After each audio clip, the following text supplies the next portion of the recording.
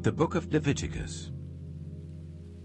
Leviticus chapter 1. The Lord called to Moses and spoke to him from the tent of meeting. He said, "Speak to the Israelites and say to them, when anyone among you brings an offering to the Lord, bring as your offering an animal from either the herd or the flock. If the offering is a burnt offering from the herd, you are to offer a male without defect. You must present it at the entrance to the tent of meeting, so that it will be acceptable to the Lord. You are to lay your hand on the head of the burnt offering, and it will be accepted on your behalf to make atonement for you. You are to slaughter the young bull before the Lord, and then Aaron's sons, the priests, shall bring the blood and splash it against the sides of the altar at the entrance to the tent of meeting. You are to skin the burnt offering and cut it into pieces. The sons of Aaron the priest are to put fire on the altar and arrange wood on the fire.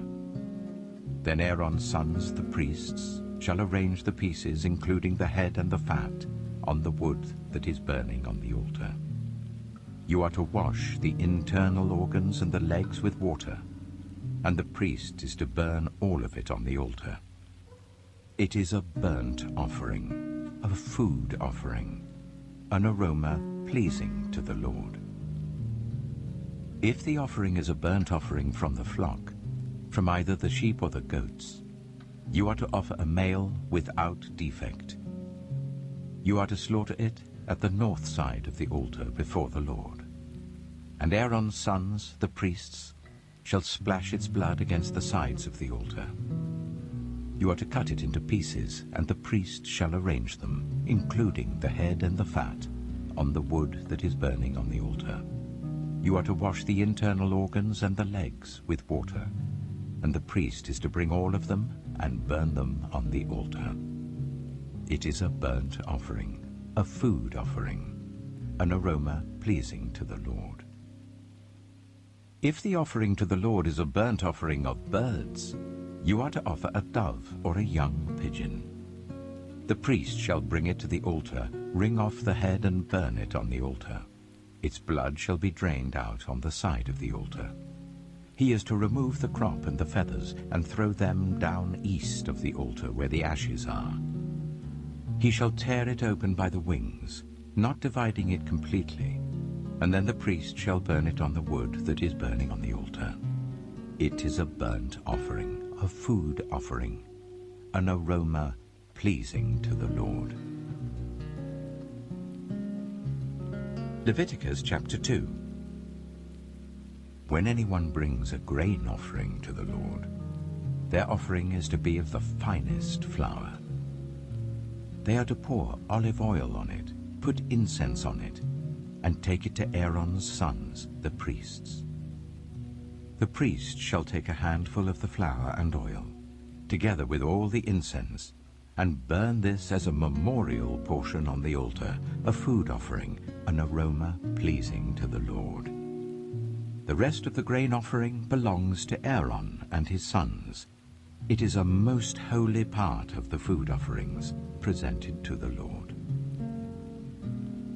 If you bring a grain offering baked in an oven, it is to consist of the finest flour, either thick loaves made without yeast and with olive oil mixed in, or thin loaves made without yeast and brushed with olive oil. If your grain offering is prepared on a griddle, it is to be made of the finest flour mixed with oil and without yeast. Crumble it and pour oil on it.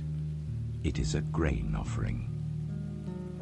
If your grain offering is cooked in a pan, it is to be made of the finest flour and some olive oil. Bring the grain offering made of these things to the Lord. Present it to the priest, who shall take it to the altar. He shall take out the memorial portion from the grain offering and burn it on the altar as a food offering, an aroma pleasing to the Lord. The rest of the grain offering belongs to Aaron and his sons. It is a most holy part of the food offerings presented to the Lord. Every grain offering you bring to the Lord must be made without yeast. For you are not to burn any yeast or honey in a food offering presented to the Lord. You may bring them to the Lord as an offering of the first fruits, but they are not to be offered on the altar as a pleasing aroma. Season all your grain offerings with salt. Do not leave the salt of the covenant of your God out of your grain offerings. Add salt to all your offerings. If you bring a grain offering of first fruits to the Lord, offer crushed heads of new grain roasted in the fire. Put oil and incense on it. It is a grain offering. The priest shall burn the memorial portion of the crushed grain and the oil, together with all the incense, as a food offering presented to the Lord. Leviticus chapter 3. If your offering is a fellowship offering, and you offer an animal from the herd, whether male or female, you are to present before the Lord an animal without defect. You are to lay your hand on the head of your offering and slaughter it at the entrance to the tent of meeting. Then Aaron's sons, the priests, shall splash the blood against the sides of the altar. From the fellowship offering, you are to bring a food offering to the Lord. The internal organs and all the fat that is connected to them, both kidneys with the fat on them near the loins, and the long lobe of the liver, which you will remove with the kidneys. Then Aaron's sons are to burn it on the altar, on top of the burnt offering that is lying on the burning wood. It is a food offering, an aroma pleasing to the Lord. If you offer an animal from the flock as a fellowship offering to the Lord, you are to offer a male or female without defect. If you offer a lamb, you are to present it before the Lord. Lay your hand on its head and slaughter it in front of the tent of meeting. Then Aaron's sons shall splash its blood against the sides of the altar. From the fellowship offering, you are to bring a food offering to the Lord.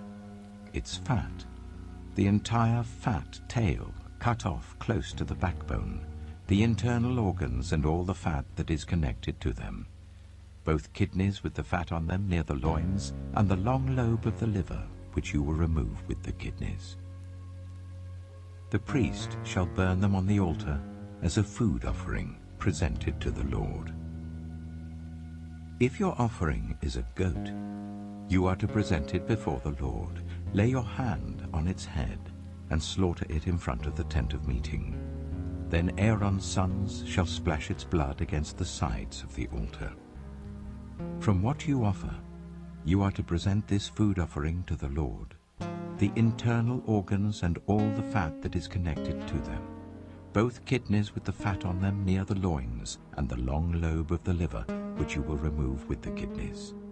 The priest shall burn them on the altar as a food offering, a pleasing aroma. All the fat is the Lord's. This is a lasting ordinance for the generations to come wherever you live. You must not eat any fat or any blood. Leviticus chapter 4. The Lord said to Moses, "Say to the Israelites, when anyone sins unintentionally and does what is forbidden in any of the Lord's commands, if the anointed priest sins, bringing guilt on the people, he must bring to the Lord a young bull without defect as a sin offering for the sin he has committed. He is to present the bull at the entrance to the tent of meeting before the Lord. He is to lay his hand on its head and slaughter it there before the Lord. Then the anointed priest shall take some of the bull's blood and carry it to the tent of meeting. He is to dip his finger into the blood and sprinkle some of it 7 times before the Lord in front of the curtain of the sanctuary. The priest shall then put some of the blood on the horns of the altar of fragrant incense that is before the Lord in the tent of meeting. The rest of the bull's blood he shall pour out at the base of the altar of burnt offering at the entrance to the tent of meeting. He shall remove all the fat from the bull of the sin offering. all the fat that is connected to the internal organs, both kidneys with the fat on them near the loins, and the long lobe of the liver which he will remove with the kidneys, just as the fat is removed from the ox sacrificed as a fellowship offering. Then the priest shall burn them on the altar of burnt offering. But the hide of the bull and all its flesh, as well as the head and legs, the internal organs and the intestines, that is all the rest of the bull, he must take outside the camp to a place ceremonially clean, where the ashes are thrown, and burn it there in a wood fire on the ash heap. If the whole Israelite community sins unintentionally, and does what is forbidden in any of the Lord's commands, even though the community is unaware of the matter, when they realize their guilt and the sin they committed becomes known, the assembly must bring a young bull as a sin offering and present it before the tent of meeting. The elders of the community are to lay their hands on the bull's head before the Lord, and the bull shall be slaughtered before the Lord. Then the anointed priest is to take some of the bull's blood into the tent of meeting. He shall dip his finger into the blood and sprinkle it before the Lord 7 times in front of the curtain. He is to put some of the blood on the horns of the altar that is before the Lord in the tent of meeting. The rest of the blood he shall pour out at the base of the altar of burnt offering at the entrance to the tent of meeting. He shall remove all the fat from it and burn it on the altar, and do with this bull just as he did with the bull for the sin offering. In this way, the priest will make atonement for the community, and they will be forgiven. Then he shall take the bull outside the camp and burn it as he burned the first bull. This is the sin offering for the community. When a leader sins unintentionally and does what is forbidden in any of the commands of the Lord his God, when he realizes his guilt and the sin he has committed becomes known, he must bring as his offering a male goat without defect. He is to lay his hand on the goat's head and slaughter it at the place where the burnt offering is slaughtered before the Lord. It is a sin offering. Then the priest shall take some of the blood of the sin offering with his finger, and put it on the horns of the altar of burnt offering, and pour out the rest of the blood at the base of the altar. He shall burn all the fat on the altar as he burned the fat of the fellowship offering. In this way, the priest will make atonement for the leader's sin, and he will be forgiven. If any member of the community sins unintentionally and does what is forbidden in any of the Lord's commands, when they realize their guilt and the sin they have committed becomes known, they must bring as their offering for the sin they committed a female goat without defect. They are to lay their hand on the head of the sin offering and slaughter it at the place of the burnt offering.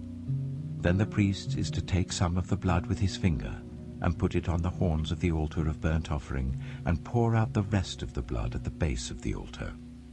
They shall remove all the fat, just as the fat is removed from the fellowship offering, and the priest shall burn it on the altar as an aroma, pleasing to the Lord. In this way, the priest will make atonement for them, and they will be forgiven. If someone brings a lamb as their sin offering, they are to bring a female without defect. They are to lay their hand on its head and slaughter it for a sin offering at the place where the burnt offering is slaughtered. Then the priest shall take some of the blood of the sin offering with his finger and put it on the horns of the altar of burnt offering and pour out the rest of the blood at the base of the altar. They shall remove all the fat, just as the fat is removed from the lamb of the fellowship offering, and the priest shall burn it on the altar on top of the food offerings presented to the Lord. In this way, the priest will make atonement for them for the sin they have committed, and they will be forgiven. Leviticus chapter 5. If anyone sins because they do not speak up when they hear a public charge, to testify regarding something they have seen or learned about, they will be held responsible.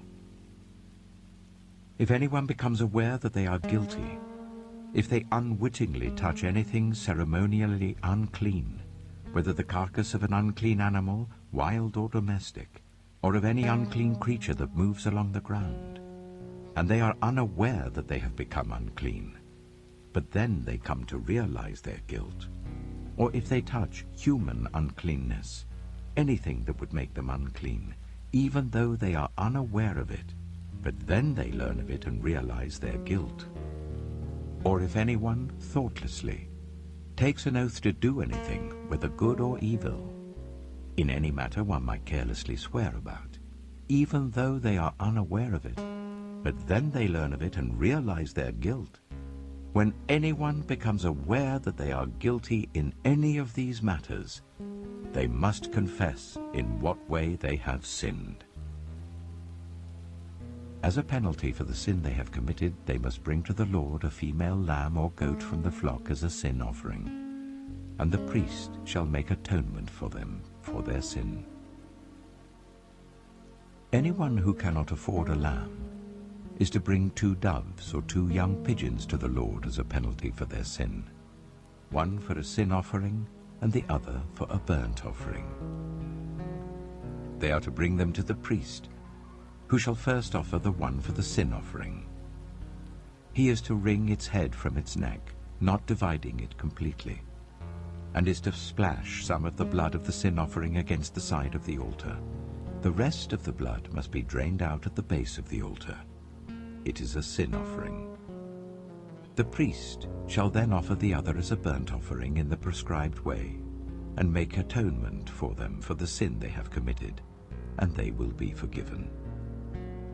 If, however, they cannot afford 2 doves or 2 young pigeons, they are to bring as an offering for their sin 1/10 of an ephah of the finest flour for a sin offering. They must not put olive oil or incense on it, because it is a sin offering. They are to bring it to the priest, who shall take a handful of it as a memorial portion and burn it on the altar on top of the food offerings presented to the Lord. It is a sin offering. In this way, the priest will make atonement for them for any of these sins they have committed, and they will be forgiven. The rest of the offering will belong to the priest, as in the case of the grain offering. The Lord said to Moses, "When anyone is unfaithful to the Lord by sinning unintentionally in regard to any of the Lord's holy things, they are to bring to the Lord as a penalty a ram from the flock, one without defect and of the proper value in silver according to the sanctuary shekel. It is a guilt offering. They must make restitution for what they have failed to do in regard to the holy things, pay an additional penalty of 1/5 of its value, and give it all to the priest. The priest will make atonement for them with the ram as a guilt offering, and they will be forgiven. If anyone sins and does what is forbidden in any of the Lord's commands, even though they do not know it, they are guilty and will be held responsible. They are to bring to the priest as a guilt offering a ram from the flock, one without defect and of the proper value. In this way the priest will make atonement for them for the wrong they have committed unintentionally, and they will be forgiven. It is a guilt offering. They have been guilty of wrongdoing against the Lord. Leviticus chapter 6. The Lord said to Moses, "If anyone sins and is unfaithful to the Lord by deceiving a neighbor about something entrusted to them or left in their care, or about something stolen, or if they cheat their neighbor, or if they find lost property and lie about it, or if they swear falsely about any such sin that people may commit, when they sin in any of these ways and realize their guilt, they must return what they have stolen or taken by extortion, or what was entrusted to them, or the lost property they found, or whatever it was they swore falsely about. They must make restitution in full, add 1/5 of the value to it and give it all to the owner, on the day they present their guilt offering. And as a penalty, they must bring to the priest, that is, to the Lord, their guilt offering. A ram from the flock, one without defect and of the proper value. In this way the priest will make atonement for them before the Lord, and they will be forgiven for any of the things they did that made them guilty. The Lord said to Moses, "Give Aaron and his sons this command. These are the regulations for the burnt offering. The burnt offering is to remain on the altar hearth throughout the night till morning, and the fire must be kept burning on the altar. The priest shall then put on his linen clothes with linen undergarments next to his body, and shall remove the ashes of the burnt offering that the fire has consumed on the altar and place them beside the altar. Then he is to take off these clothes and put on others, and carry the ashes outside the camp to a place that is ceremonially clean. The fire on the altar must be kept burning. It must not go out. Every morning the priest is to add firewood and arrange the burnt offering on the fire and burn the fat of the fellowship offerings on it. The fire must be kept burning on the altar continuously. It must not go out. These are the regulations for the grain offering. Aaron's sons are to bring it before the Lord in front of the altar. The priest is to take a handful of the finest flour and some olive oil, together with all the incense on the grain offering, and burn the memorial portion on the altar as an aroma pleasing to the Lord.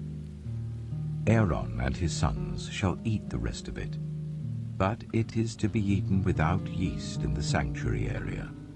They are to eat it in the courtyard of the tent of meeting. It must not be baked with yeast. I have given it as their share of the food offerings presented to me. Like the sin offering and the guilt offering, it is most holy. Any male descendant of Aaron may eat it. For all generations to come, it is his perpetual share of the food offerings presented to the Lord. Whatever touches it will become holy.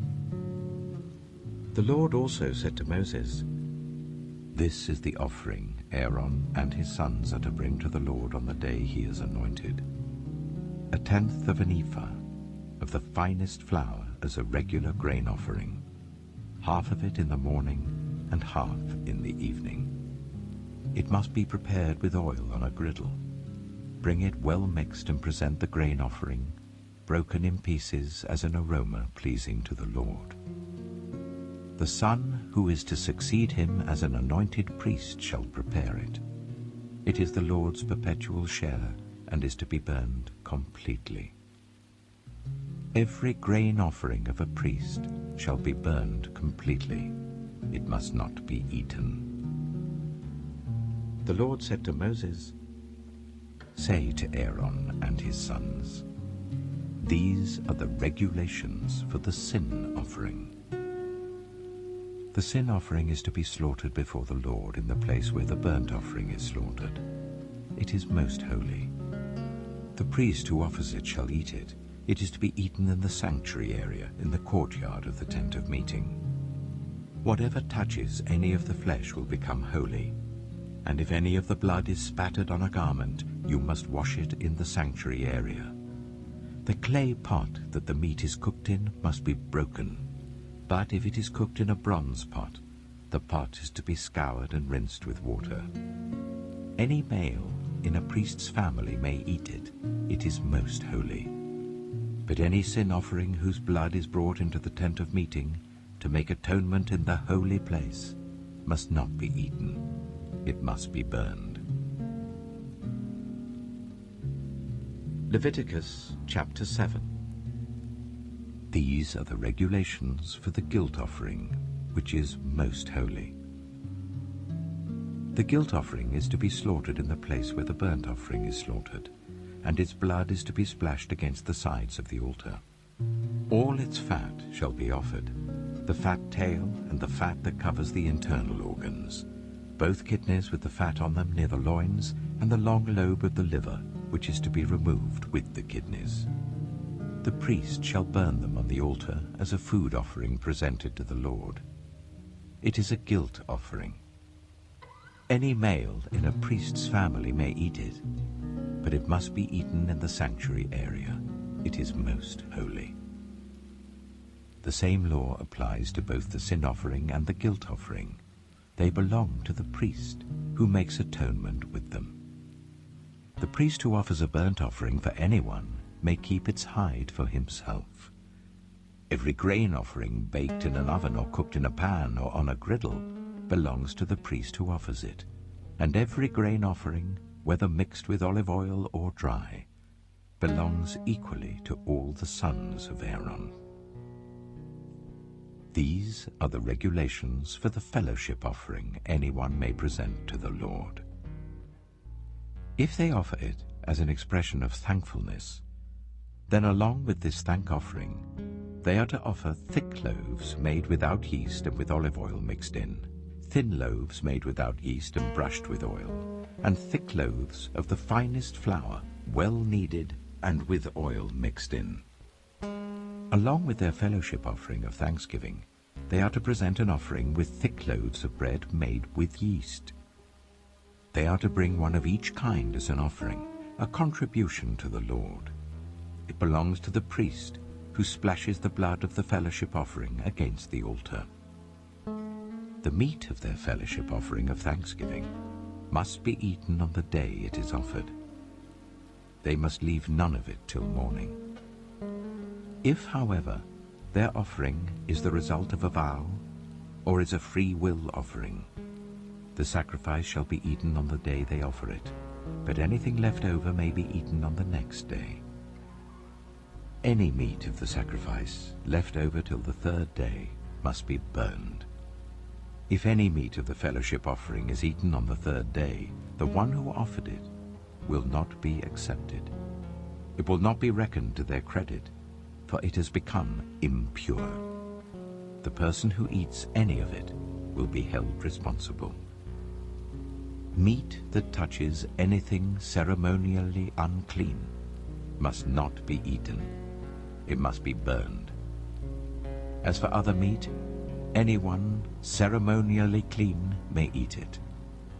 But if anyone who is unclean eats any meat of the fellowship offering belonging to the Lord, they must be cut off from their people. Anyone who touches something unclean, whether human uncleanness or an unclean animal or an unclean creature that moves along the ground, and then eats any of the meat of the fellowship offering belonging to the Lord, must be cut off from their people. The Lord said to Moses, "Say to the Israelites, do not eat any of the fat of cattle, sheep, or goats. The fat of an animal found dead or torn by wild animals may be used for any other purpose, but you must not eat it. Anyone who eats the fat of an animal from which a food offering may be presented to the Lord must be cut off from their people. And wherever you live, you must not eat the blood of any bird or animal. Anyone who eats blood must be cut off from their people." The Lord said to Moses, "Say to the Israelites, anyone who brings a fellowship offering to the Lord is to bring part of it as their sacrifice to the Lord. With their own hands they are to present the food offering to the Lord. They are to bring the fat together with the breast and wave the breast before the Lord as a wave offering. The priest shall burn the fat on the altar, but the breast belongs to Aaron and his sons. You are to give the right thigh of your fellowship offerings to the priest as a contribution. The son of Aaron, who offers the blood and the fat of the fellowship offering, shall have the right thigh as his share. From the fellowship offerings of the Israelites, I have taken the breast that is waved and the thigh that is presented, and have given them to Aaron the priest and his sons as their perpetual share from the Israelites. This is the portion of the food offerings presented to the Lord that were allotted to Aaron and his sons on the day they were presented to serve the Lord as priests. On the day they were anointed, The Lord commanded that the Israelites give this to them as their perpetual share for the generations to come. These, then, are the regulations for the burnt offering, the grain offering, the sin offering, the guilt offering, the ordination offering, and the fellowship offering, which the Lord gave Moses at Mount Sinai, in the desert of Sinai, on the day he commanded the Israelites to bring their offerings to the Lord.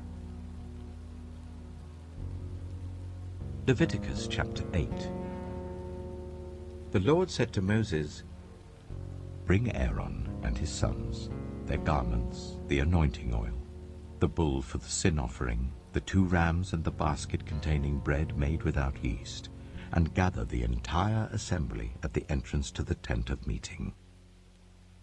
Moses did as the Lord commanded him, and the assembly gathered at the entrance to the tent of meeting. Moses said to the assembly, "This is what the Lord has commanded to be done." Then Moses brought Aaron and his sons forward and washed them with water. He put the tunic on Aaron, tied the sash around him, clothed him with the robe, and put the ephod on him.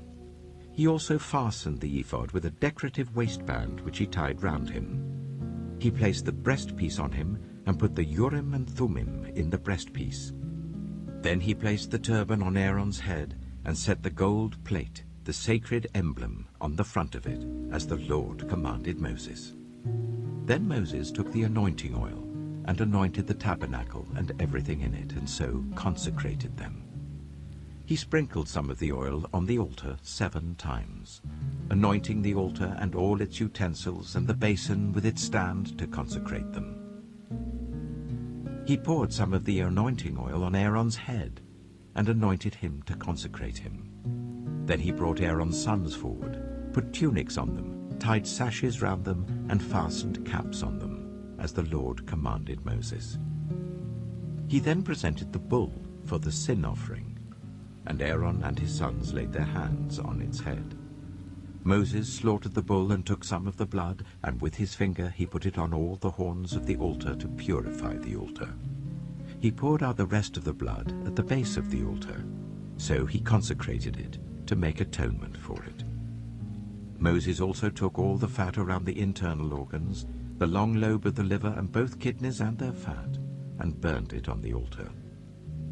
But the bull with its hide and its flesh and its intestines he burned outside the camp, as the Lord commanded Moses. He then presented the ram for the burnt offering, and Aaron and his sons laid their hands on its head. Then Moses slaughtered the ram and splashed the blood against the sides of the altar.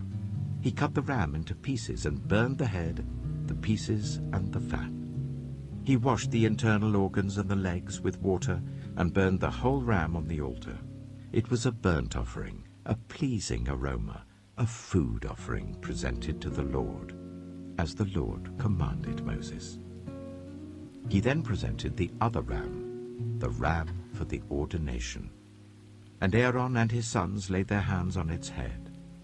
Moses slaughtered the ram and took some of its blood and put it on the lobe of Aaron's right ear, on the thumb of his right hand, and on the big toe of his right foot.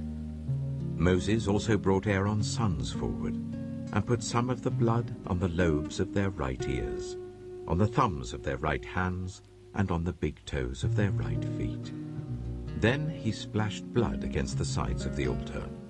After that he took the fat tail, all the fat around the internal organs, the long lobe of the liver, both kidneys and their fat, and the right thigh. And from the basket of bread made without yeast, which was before the Lord, he took 1 thick loaf with olive oil mixed in, and 1 thin loaf, and he put these on the fat portions and on the right thigh. He put all these in the hands of Aaron and his sons, and they waved them before the Lord as a wave offering. Then Moses took them from their hands and burned them on the altar on top of the burnt offering as an ordination offering, a pleasing aroma, a food offering presented to the Lord. Moses also took the breast, which was his share of the ordination ram, and waved it before the Lord as a wave offering, as the Lord commanded Moses.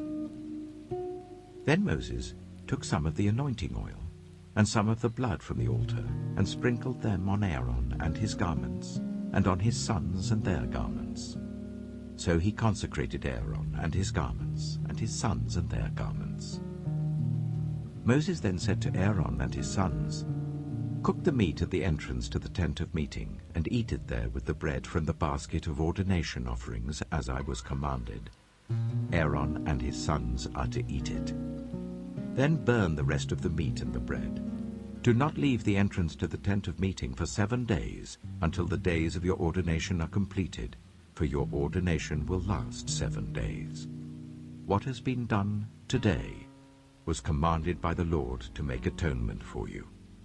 You must stay at the entrance to the tent of meeting, day and night, for 7 days, and do what the Lord requires, so that you will not die.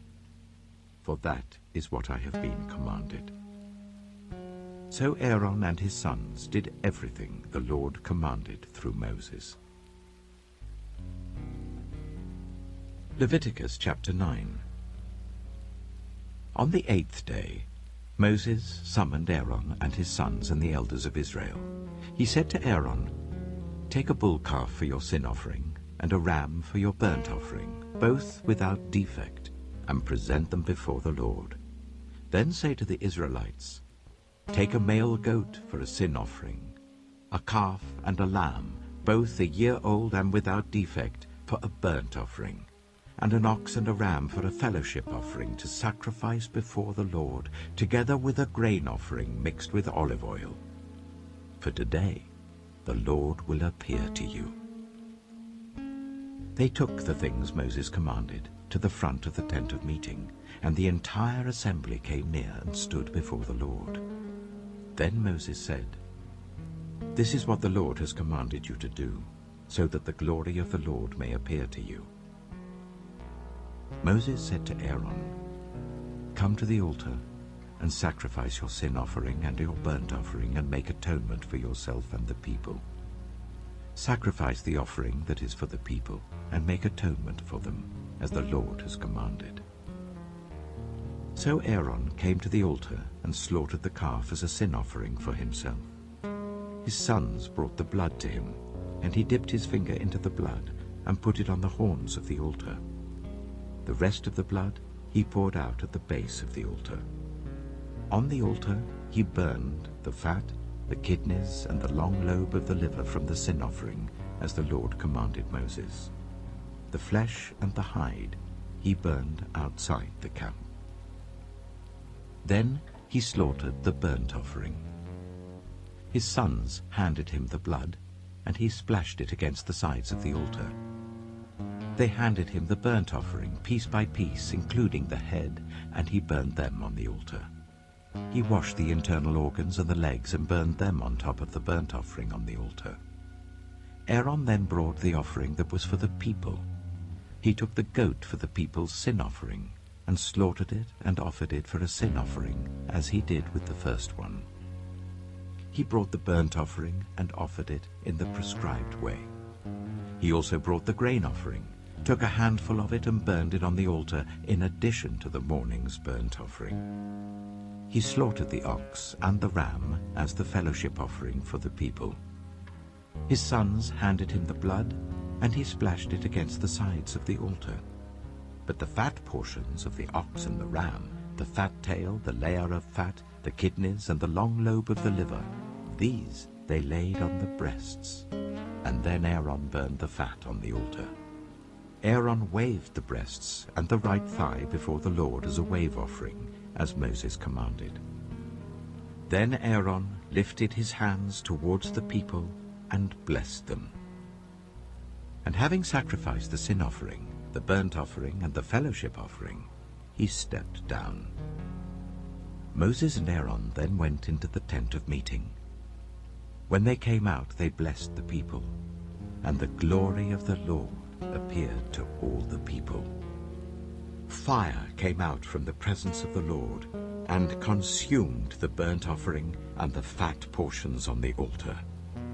And when all the people saw it, they shouted for joy and fell face down.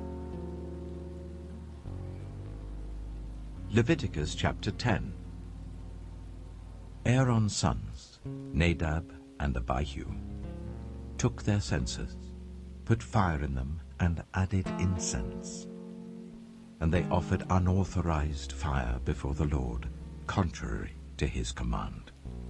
So fire came out from the presence of the Lord and consumed them, and they died before the Lord. Moses then said to Aaron, "This is what the Lord spoke of when he said, 'Among those who approach me I will be proved holy. In the sight of all the people I will be honored.'" Aaron remained silent. Moses summoned Mishael and Elzaphan, the sons of Aaron's uncle Uzziel, and said to them, "Come here. Carry your cousins outside the camp, away from the front of the sanctuary."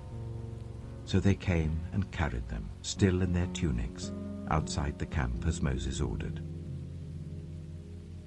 Then Moses said to Aaron and his sons Eleazar and Ithamar, "Do not let your hair become unkempt, and do not tear your clothes, or you will die, and the Lord will be angry with the whole community.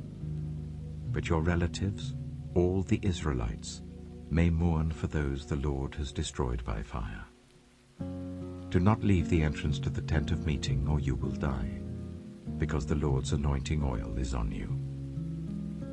So they did as Moses said.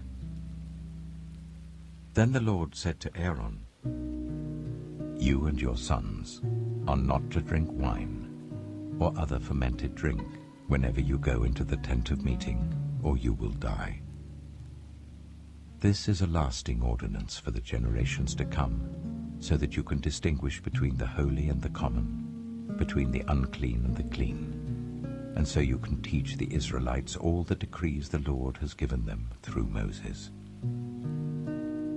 Moses said to Aaron and his remaining sons, Eleazar and Ithamar, "Take the grain offering left over from the food offerings prepared without yeast, and present it to the Lord, and eat it beside the altar, for it is most holy.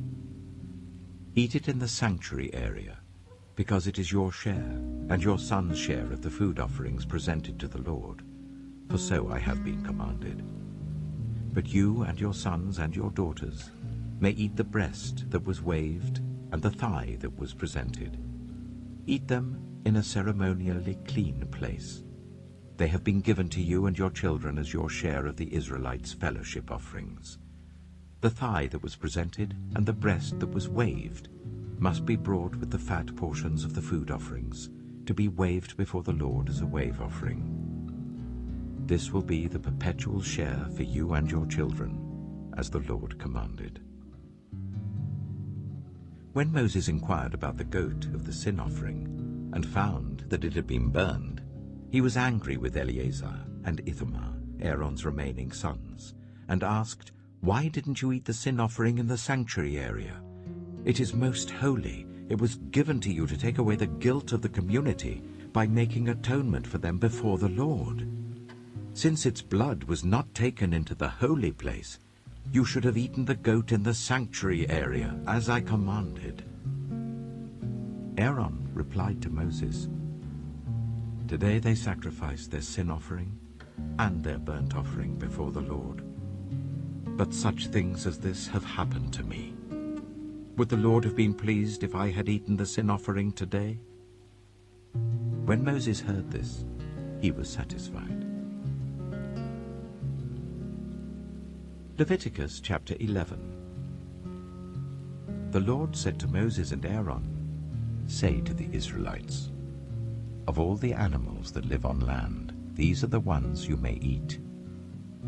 You may eat any animal that has a divided hoof and that chews the cud. There are some that only chew the cud or only have a divided hoof, but you must not eat them. The camel, though it chews the cud, does not have a divided hoof. It is ceremonially unclean for you. The hyrax, though it chews the cud, does not have a divided hoof. It is unclean for you. The rabbit, though it chews the cud, does not have a divided hoof. it is unclean for you. And the pig, though it has a divided hoof, does not chew the cud.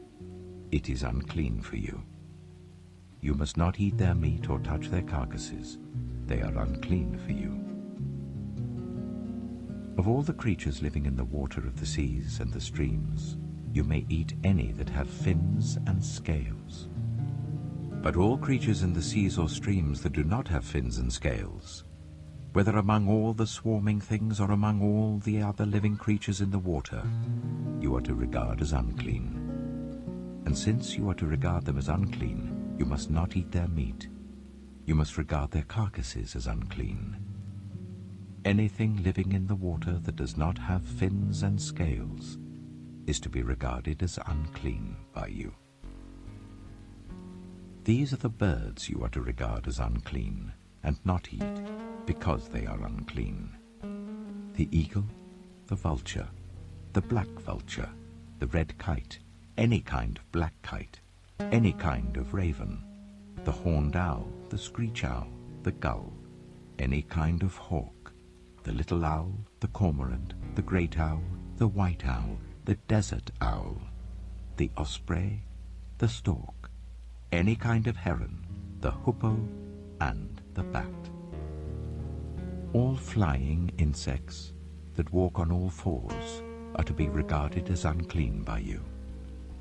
There are, however, some flying insects that walk on all fours that you may eat, those that have jointed legs for hopping on the ground. Of these you may eat any kind of locust, cricket, cicada, or grasshopper. But all other flying insects that have 4 legs you are to regard as unclean. You will make yourselves unclean by these. Whoever touches their carcass will be unclean till evening. Whoever picks up one of their carcasses must wash their clothes, and they will be unclean till evening.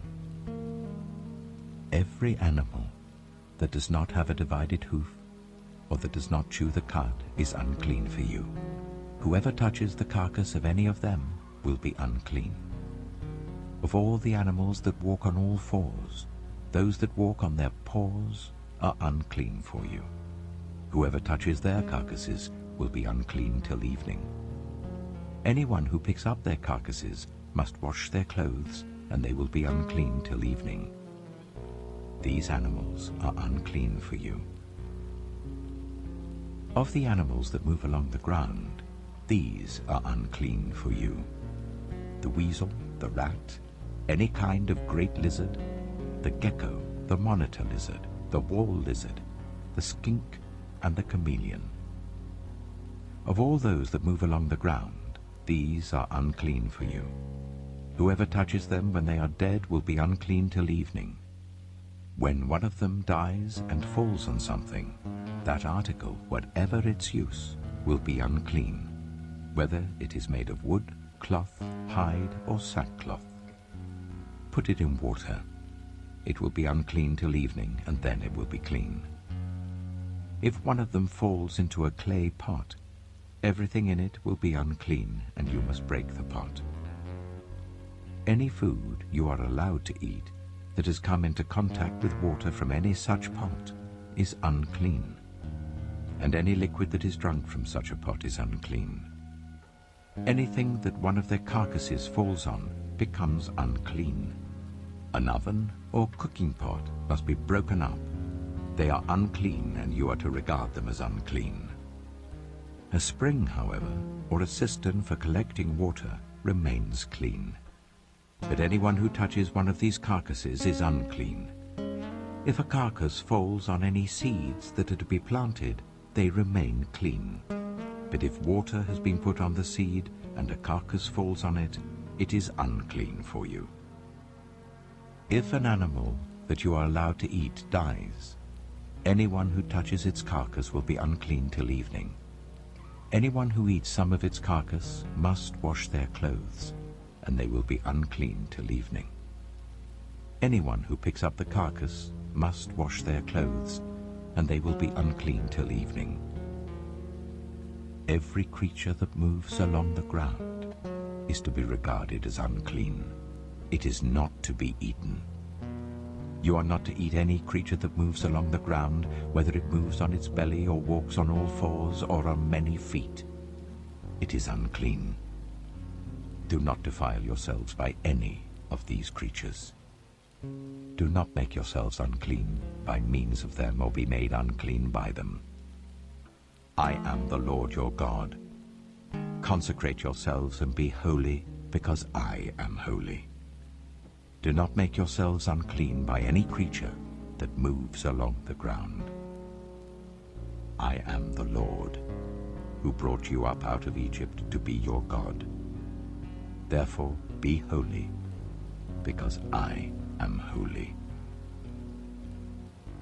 These are the regulations concerning animals, birds, every living thing that moves about in the water, and every creature that moves along the ground. You must distinguish between the unclean and the clean, between living creatures that may be eaten and those that may not be eaten. Leviticus chapter 12. The Lord said to Moses, "Say to the Israelites, a woman who becomes pregnant and gives birth to a son will be ceremonially unclean for 7 days, just as she is unclean during her monthly period. On the 8th day, the boy is to be circumcised. Then the woman must wait 33 days to be purified from her bleeding. She must not touch anything sacred or go to the sanctuary until the days of her purification are over. If she gives birth to a daughter, for 2 weeks the woman will be unclean as during her period. Then she must wait 66 days to be purified from her bleeding. When the days of her purification for a son or daughter are over, she is to bring to the priest at the entrance to the tent of meeting a year-old lamb for a burnt offering, and a young pigeon or a dove for a sin offering. He shall offer them before the Lord to make atonement for her, and then she will be ceremonially clean from her flow of blood. These are the regulations for the woman who gives birth to a boy or a girl. But if she cannot afford a lamb, she is to bring 2 doves or 2 young pigeons, one for a burnt offering and the other for a sin offering. In this way, the priest will make atonement for her, and she will be clean. Leviticus chapter 13. The Lord said to Moses and Aaron, "When anyone has a swelling or a rash or a shiny spot on their skin that may be a defiling skin disease, they must be brought to Aaron the priest or to one of his sons who is a priest. The priest is to examine the sore on the skin, and if the hair in the sore has turned white, and the sore appears to be more than skin deep, it is a defiling skin disease. When the priest examines that person, he shall pronounce them ceremonially unclean. If the shiny spot on the skin is white but does not appear to be more than skin deep, and the hair in it has not turned white, the priest is to isolate the affected person for 7 days. On the 7th day, the priest is to examine them. And if he sees that the sore is unchanged and has not spread in the skin, he is to isolate them for another 7 days. On the 7th day, the priest is to examine them again. And if the sore has faded and has not spread in the skin, the priest shall pronounce them clean. It is only a rash. They must wash their clothes, and they will be clean. But if the rash does spread in their skin after they have shown themselves to the priest to be pronounced clean, they must appear before the priest again. The priest is to examine that person, and if the rash has spread in the skin, he shall pronounce them unclean. It is a defiling skin disease. When anyone has a defiling skin disease, they must be brought to the priest. The priest is to examine them, and if there is a white swelling in the skin that has turned the hair white, and if there is raw flesh in the swelling, it is a chronic skin disease, and the priest shall pronounce them unclean. He is not to isolate them, because they are already unclean. If the disease breaks out all over their skin, and so far as the priest can see, it covers all the skin of the affected person from head to foot, the priest is to examine them. And if the disease has covered their whole body, he shall pronounce them clean. Since it has all turned white, they are clean. But whenever raw flesh appears on them, they will be unclean. When the priest sees the raw flesh, he shall pronounce them unclean. The raw flesh is unclean. They have a defiling disease. If the raw flesh changes and turns white, they must go to the priest. The priest is to examine them, and if the sores have turned white, the priest shall pronounce the affected person clean. Then they will be clean. When someone has a boil on their skin and it heals, and in the place where the boil was a white swelling or reddish white spot appears, they must present themselves to the priest. The priest is to examine it, and if it appears to be more than skin deep and the hair in it has turned white, the priest shall pronounce that person unclean. It is a defiling skin disease that has broken out where the boil was. But if, when the priest examines it, there is no white hair in it, and it is not more than skin deep and has faded, then the priest is to isolate them for 7 days. If it is spreading in the skin, the priest shall pronounce them unclean. It is a defiling disease. But if the spot is unchanged and has not spread, it is only a scar from the boil, and the priest shall pronounce them clean. When someone has a burn on their skin, and a reddish white or white spot appears in the raw flesh of the burn, the priest is to examine the spot, and if the hair in it has turned white, and it appears to be more than skin deep, it is a defiling disease that has broken out in the burn. The priest shall pronounce them unclean. It is a defiling skin disease. But if the priest examines it, and there is no white hair in the spot, and if it is not more than skin deep and has faded, then the priest is to isolate them for 7 days. On the 7th day, the priest is to examine that person. And if it is spreading in the skin, the priest shall pronounce them unclean. It is a defiling skin disease. If, however, the spot is unchanged, and has not spread in the skin but has faded, it is a swelling from the burn, and the priest shall pronounce them clean. It is only a scar from the burn. If a man or woman has a sore on their head or chin, the priest is to examine the sore, and if it appears to be more than skin deep and the hair in it is yellow and thin, the priest shall pronounce them unclean. It is a defiling skin disease on the head or chin. But if, when the priest examines the sore, it does not seem to be more than skin deep and there is no black hair in it, then the priest is to isolate the affected person for 7 days. On the 7th day, the priest is to examine the sore, and if it has not spread and there is no yellow hair in it, and it does not appear to be more than skin deep, then the man or woman must shave themselves, except for the affected area, and the priest is to keep them isolated another 7 days. On the 7th day, the priest is to examine the sore, and if it has not spread in the skin and appears to be no more than skin deep, the priest shall pronounce them clean. They must wash their clothes, and they will be clean. But if the sore does spread in the skin after they are pronounced clean, the priest is to examine them, and if he finds that the sore has spread in the skin, he does not need to look for yellow hair. They are unclean. If, however, the sore is unchanged so far as the priest can see, and if black hair has grown in it, the affected person is healed. They are clean, and the priest shall pronounce them clean. When a man or woman has white spots on the skin, the priest is to examine them, and if the spots are dull white, it is a harmless rash that has broken out on the skin. They are clean. A man who has lost his hair and is bald is clean. If he has lost his hair from the front of his scalp and has a bald forehead, he is clean. But if he has a reddish-white sore on his bald head or forehead, it is a defiling disease breaking out on his head or forehead.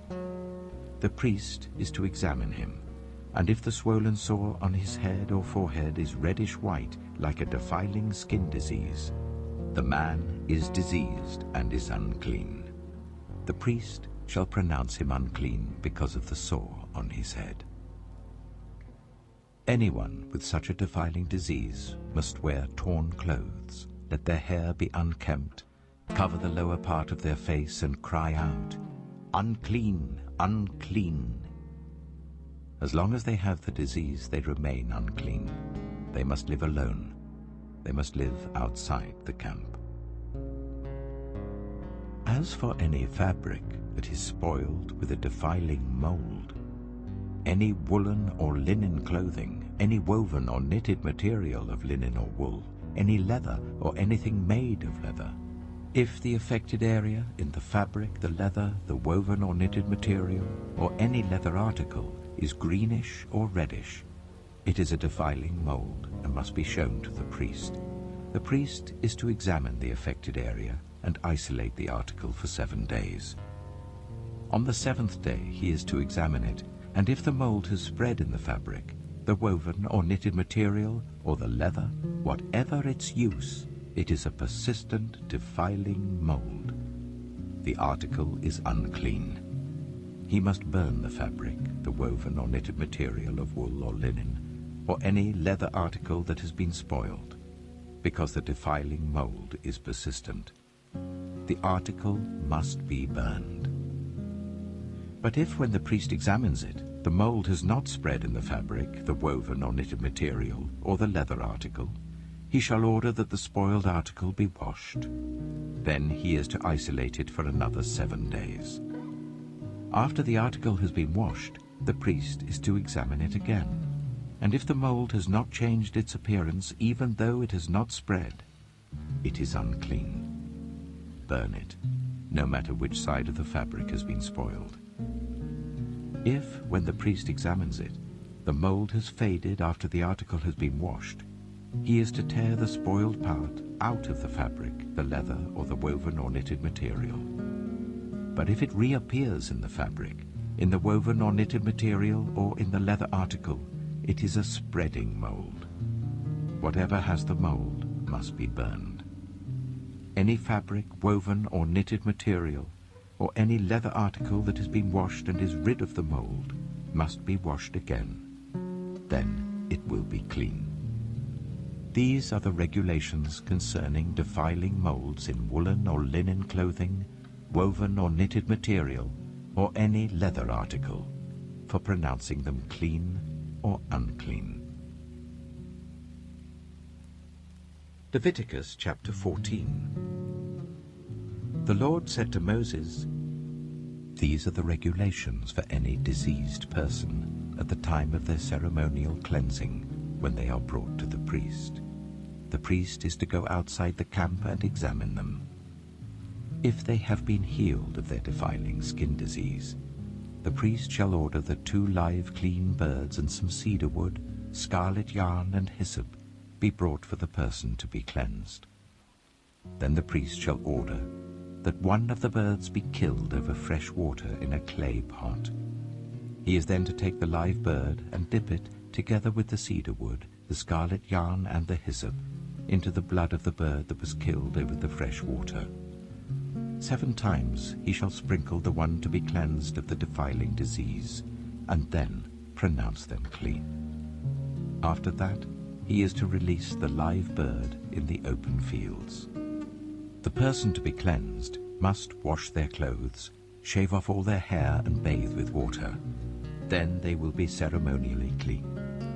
After this they may come into the camp, but they must stay outside their tent for 7 days. On the 7th day they must shave off all their hair. They must shave their head, their beard, their eyebrows, and the rest of their hair. They must wash their clothes and bathe themselves with water, and they will be clean. On the 8th day, they must bring 2 male lambs and 1 ewe lamb, a year old, each without defect. along with 3/10 of an ephah of the finest flour mixed with olive oil for a grain offering, and 1 log of oil. The priest who pronounces them clean shall present both the one to be cleansed and their offerings before the Lord at the entrance to the tent of meeting. Then the priest is to take one of the male lambs and offer it as a guilt offering, along with a log of oil. He shall wave them before the Lord as a wave offering. He is to slaughter the lamb in the sanctuary area where the sin offering and the burnt offering are slaughtered. Like the sin offering, the guilt offering belongs to the priest. It is most holy. The priest is to take some of the blood of the guilt offering and put it on the lobe of the right ear of the one to be cleansed, on the thumb of their right hand, and on the big toe of their right foot. The priest shall then take some of the log of oil, pour it in the palm of his own left hand, dip his right forefinger into the oil in his palm, and with his finger sprinkle some of it before the Lord 7 times. The priest is to put some of the oil remaining in his palm on the lobe of the right ear of the one to be cleansed, on the thumb of their right hand, and on the big toe of their right foot, on top of the blood of the guilt offering. The rest of the oil in his palm the priest shall put on the head of the one to be cleansed and make atonement for them before the Lord. Then the priest is to sacrifice the sin offering and make atonement for the one to be cleansed from their uncleanness. After that, the priest shall slaughter the burnt offering and offer it on the altar, together with the grain offering, and make atonement for them, and they will be clean. If, however, they are poor and cannot afford these, they must take 1 male lamb as a guilt offering to be waved to make atonement for them, together with 1/10 of an ephah of the finest flour mixed with olive oil for a grain offering, a log of oil, and 2 doves or 2 young pigeons, such as they can afford, one for a sin offering and the other for a burnt offering. On the 8th day, they must bring them for their cleansing to the priest at the entrance to the tent of meeting before the Lord. The priest is to take the lamb for the guilt offering together with the log of oil and wave them before the Lord as a wave offering. He shall slaughter the lamb for the guilt offering and take some of its blood and put it on the lobe of the right ear of the one to be cleansed, on the thumb of their right hand, and on the big toe of their right foot. The priest is to pour some of the oil into the palm of his own left hand, and with his right forefinger sprinkle some of the oil from his palm 7 times before the Lord. Some of the oil in his palm he is to put on the same places he put the blood of the guilt offering, on the lobe of the right ear of the one to be cleansed, on the thumb of their right hand, and on the big toe of their right foot. The rest of the oil in his palm the priest shall put on the head of the one to be cleansed to make atonement for them before the Lord. Then he shall sacrifice the doves or the young pigeons, such as the person can afford, one as a sin offering and the other as a burnt offering, together with the grain offering. In this way the priest will make atonement before the Lord on behalf of the one to be cleansed. These are the regulations for anyone who has a defiling skin disease and who cannot afford the usual offerings for their cleansing. The Lord said to Moses and Aaron, "When you enter the land of Canaan, which I am giving you as your possession, and I put a spreading mold in a house in that land, the owner of the house must go and tell the priest, 'I have seen something that looks like a defiling mold in my house.' The priest is to order the house to be emptied before he goes in to examine the mold, so that nothing in the house will be pronounced unclean. After this, the priest is to go in and inspect the house. He is to examine the mold on the walls, and if it has greenish or reddish depressions that appear to be deeper than the surface of the wall, the priest shall go out of the doorway of the house and close it up for 7 days. On the 7th day, the priest shall return to inspect the house. If the mold has spread on the walls, he is to order that the contaminated stones be torn out and thrown into an unclean place outside the town. He must have all the inside walls of the house scraped, and the material that is scraped off dumped into an unclean place outside the town. Then they are to take other stones to replace these, and to take new clay and plaster the house.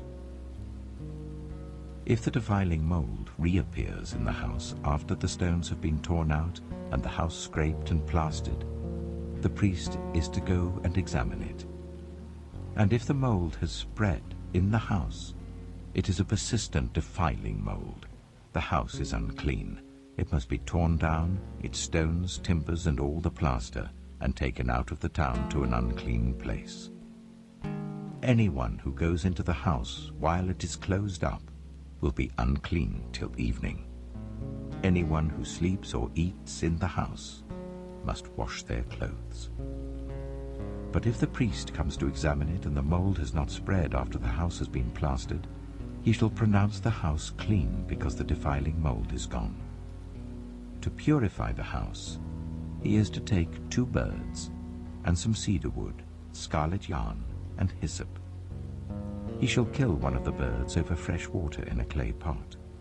Then he is to take the cedar wood, the hyssop, the scarlet yarn, and the live bird, dip them into the blood of the dead bird and the fresh water, and sprinkle the house 7 times. He shall purify the house with the bird's blood, the fresh water, the live bird, the cedar wood, the hyssop, and the scarlet yarn. Then he is to release the live bird in the open fields outside the town. In this way he will make atonement for the house, and it will be clean. These are the regulations for any defiling skin disease, for a sore, for defiling molds in fabric or in a house, and for a swelling, a rash, or a shiny spot, to determine when something is clean or unclean. These are the regulations for defiling skin diseases and defiling molds. Leviticus chapter 15. The Lord said to Moses and Aaron, "Speak to the Israelites and say to them, when any man has an unusual bodily discharge, such a discharge is unclean. Whether it continues flowing from his body or is blocked, it will make him unclean. This is how his discharge will bring about uncleanness. Any bed the man with a discharge lies on will be unclean, and anything he sits on will be unclean. Anyone who touches his bed must wash their clothes and bathe with water, and they will be unclean till evening. Whoever sits on anything that the man with a discharge sat on must wash their clothes and bathe with water, and they will be unclean till evening. Whoever touches the man who has a discharge must wash their clothes and bathe with water, and they will be unclean till evening. If the man with the discharge spits on anyone who is clean, they must wash their clothes and bathe with water, and they will be unclean till evening. Everything the man sits on when riding will be unclean, and whoever touches any of the things that were under him will be unclean till evening. Whoever picks up those things must wash their clothes and bathe with water, and they will be unclean till evening. Anyone the man with a discharge touches without rinsing his hands with water must wash their clothes and bathe with water, and they will be unclean till evening. A clay pot that the man touches must be broken, and any wooden article is to be rinsed with water. When a man is cleansed from his discharge, he is to count 7 days for his ceremonial cleansing. He must wash his clothes and bathe himself with fresh water, and he will be clean. On the 8th day, he must take 2 doves or 2 young pigeons, and come before the Lord to the entrance to the tent of meeting and give them to the priest. The priest is to sacrifice them, the one for a sin offering and the other for a burnt offering. In this way, he will make atonement before the Lord for the man because of his discharge. When a man has an emission of semen, he must bathe his whole body with water, and he will be unclean till evening. Any clothing or leather that has semen on it must be washed with water, and it will be unclean till evening. When a man has sexual relations with a woman, and there is an emission of semen, both of them must bathe with water, and they will be unclean till evening. When a woman has her regular flow of blood, the impurity of her monthly period will last 7 days, and anyone who touches her will be unclean till evening. Anything she lies on during her period will be unclean, and anything she sits on will be unclean. Anyone who touches her bed will be unclean. They must wash their clothes and bathe with water, and they will be unclean till evening. Anyone who touches anything she sits on will be unclean. They must wash their clothes and bathe with water, and they will be unclean till evening. Whether it is the bed or anything she was sitting on, when anyone touches it, they will be unclean till evening. If a man has sexual relations with her, and her monthly flow touches him, he will be unclean for 7 days. Any bed he lies on will be unclean.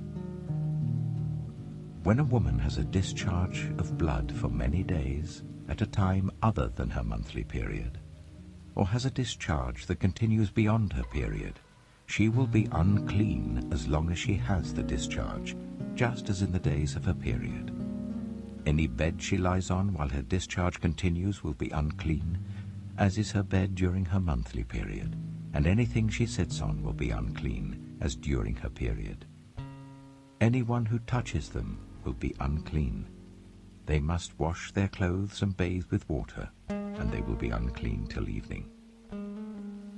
When she is cleansed from her discharge, she must count 7 days, and after that she will be ceremonially clean. On the 8th day, she must take 2 doves or 2 young pigeons and bring them to the priest at the entrance to the tent of meeting. The priest is to sacrifice one for a sin offering and the other for a burnt offering. In this way, he will make atonement for her before the Lord for the uncleanness of her discharge.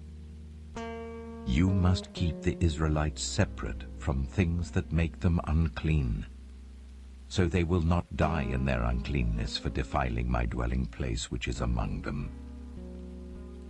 These are the regulations for a man with a discharge, for anyone made unclean by an emission of semen, for a woman in her monthly period, for a man or woman with a discharge, and for a man who has sexual relations with a woman who is ceremonially unclean.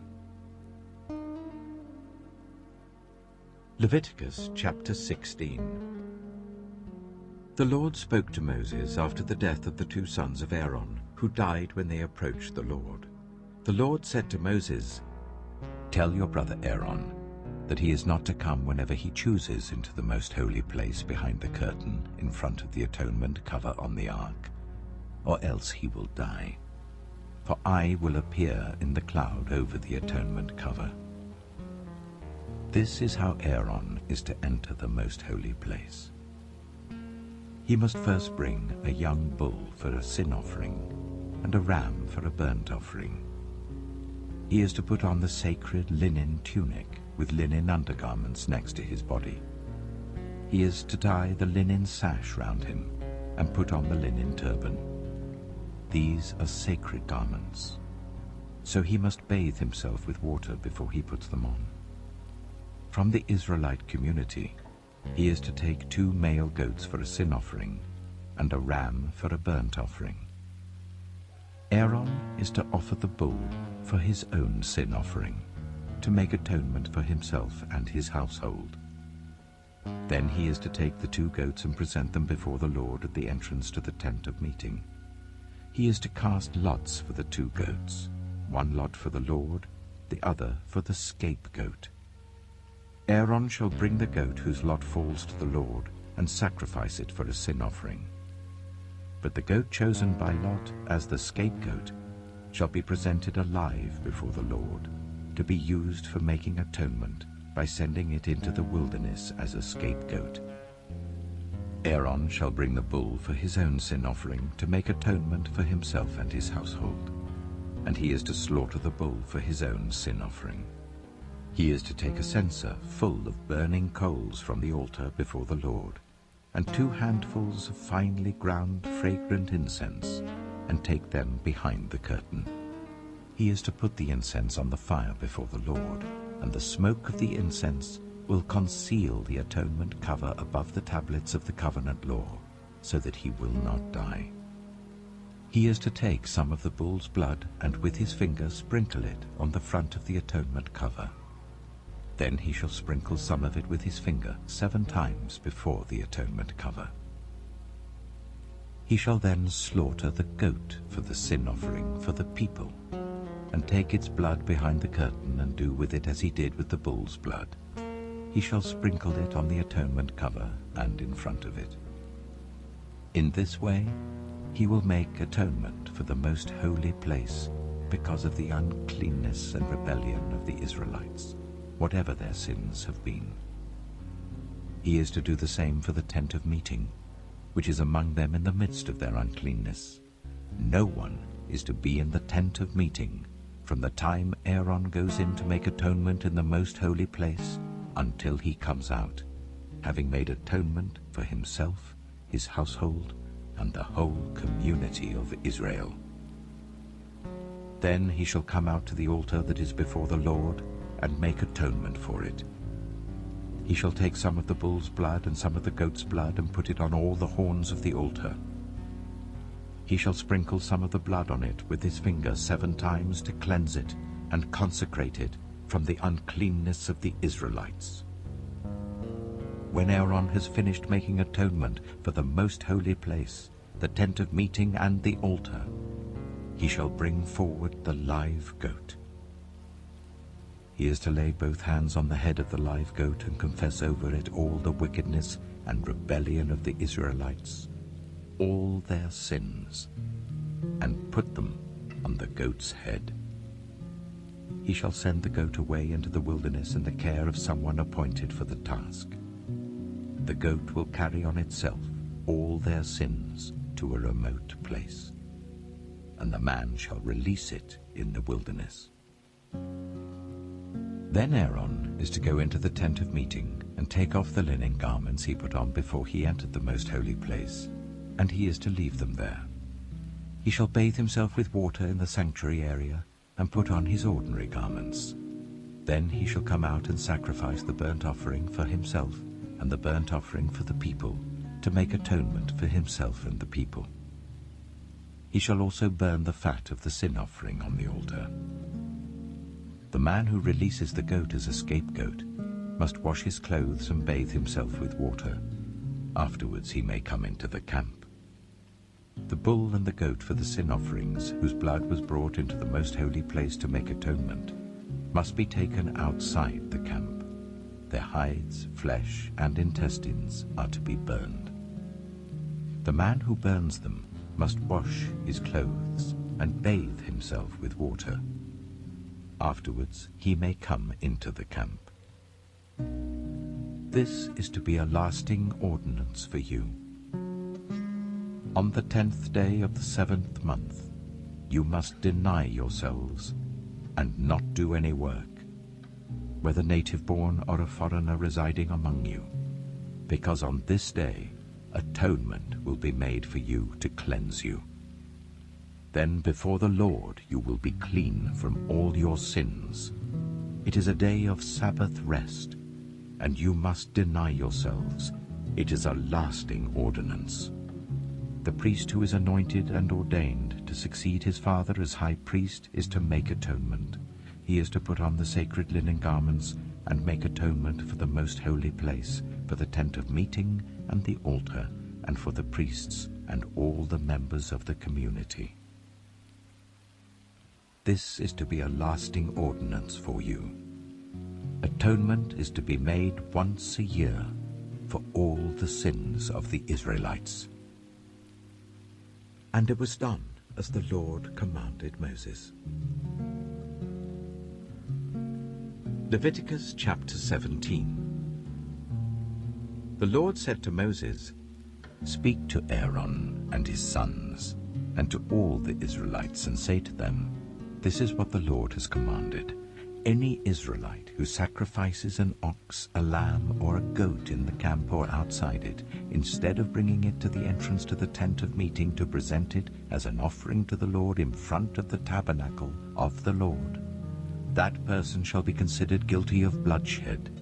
They have shed blood and must be cut off from their people.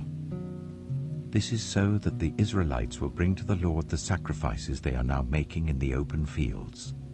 They must bring them to the priest, that is, to the Lord, at the entrance to the tent of meeting, and sacrifice them as fellowship offerings. The priest is to splash the blood against the altar of the Lord at the entrance to the tent of meeting, and burn the fat as an aroma pleasing to the Lord.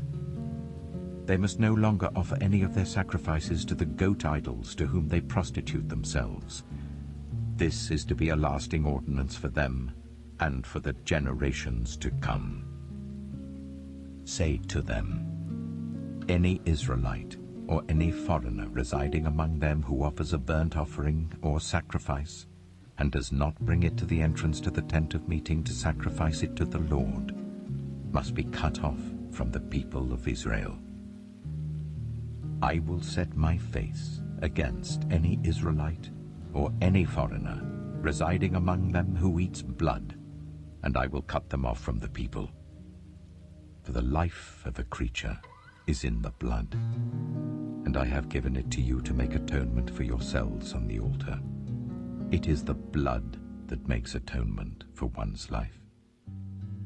Therefore I say to the Israelites, none of you may eat blood, nor may any foreigner residing among you eat blood. Any Israelite or any foreigner residing among you who hunts any animal or bird that may be eaten must drain out the blood and cover it with earth, because the life of every creature is its blood. That is why I have said to the Israelites, you must not eat the blood of any creature, because the life of every creature is its blood. Anyone who eats it must be cut off.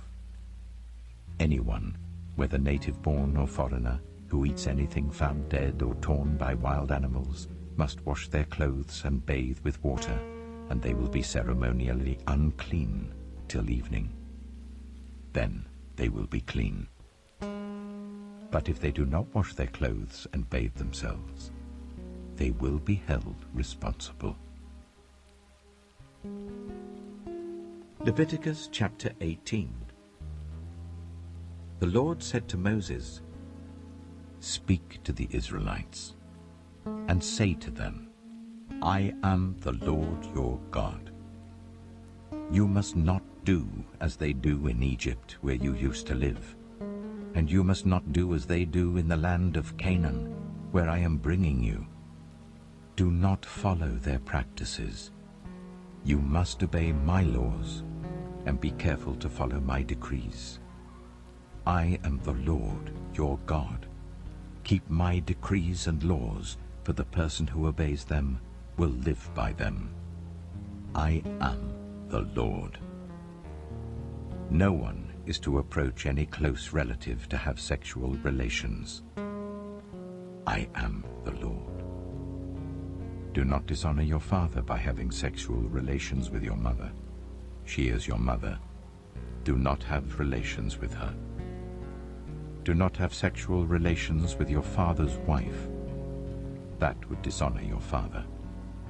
Do not have sexual relations with your sister, either your father's daughter or your mother's daughter, whether she was born in the same home or elsewhere. Do not have sexual relations with your son's daughter or your daughter's daughter. That would dishonor you. Do not have sexual relations with the daughter of your father's wife born to your father. She is your sister. Do not have sexual relations with your father's sister. She is your father's close relative. Do not have sexual relations with your mother's sister, because she is your mother's close relative. Do not dishonor your father's brother by approaching his wife to have sexual relations. She is your aunt. Do not have sexual relations with your daughter-in-law. She is your son's wife. Do not have relations with her. Do not have sexual relations with your brother's wife. That would dishonor your brother. Do not have sexual relations with both a woman and her daughter. Do not have sexual relations with either her son's daughter or her daughter's daughter. They are her close relatives. That is wickedness. Do not take your wife's sister as a rival wife and have sexual relations with her while your wife is living. Do not approach a woman to have sexual relations during the uncleanness of her monthly period. Do not have sexual relations with your neighbor's wife and defile yourself with her. Do not give any of your children to be sacrificed to Moloch, for you must not profane the name of your God. I am the Lord. Do not have sexual relations with a man as one does with a woman. That is detestable. Do not have sexual relations with an animal and defile yourself with it. A woman must not present herself to an animal to have sexual relations with it. That is a perversion. Do not defile yourselves in any of these ways, because this is how the nations that I am going to drive out before you became defiled. Even the land was defiled, so I punished it for its sin, and the land vomited out its inhabitants. But you must keep my decrees and my laws. The native-born and the foreigners residing among you must not do any of these detestable things. For all these were done by the people who lived in the land before you, and the land became defiled. And if you defile the land, it will vomit you out as it vomited out the nations that were before you. Everyone who does any of these detestable things, such persons must be cut off from their people. Keep my requirements, and do not follow any of the detestable customs that were practiced before you came, and do not defile yourselves with them. I am the Lord your God. Leviticus chapter 19. The Lord said to Moses, "Speak to the entire assembly of Israel, and say to them, Be holy, because I, the Lord your God, am holy.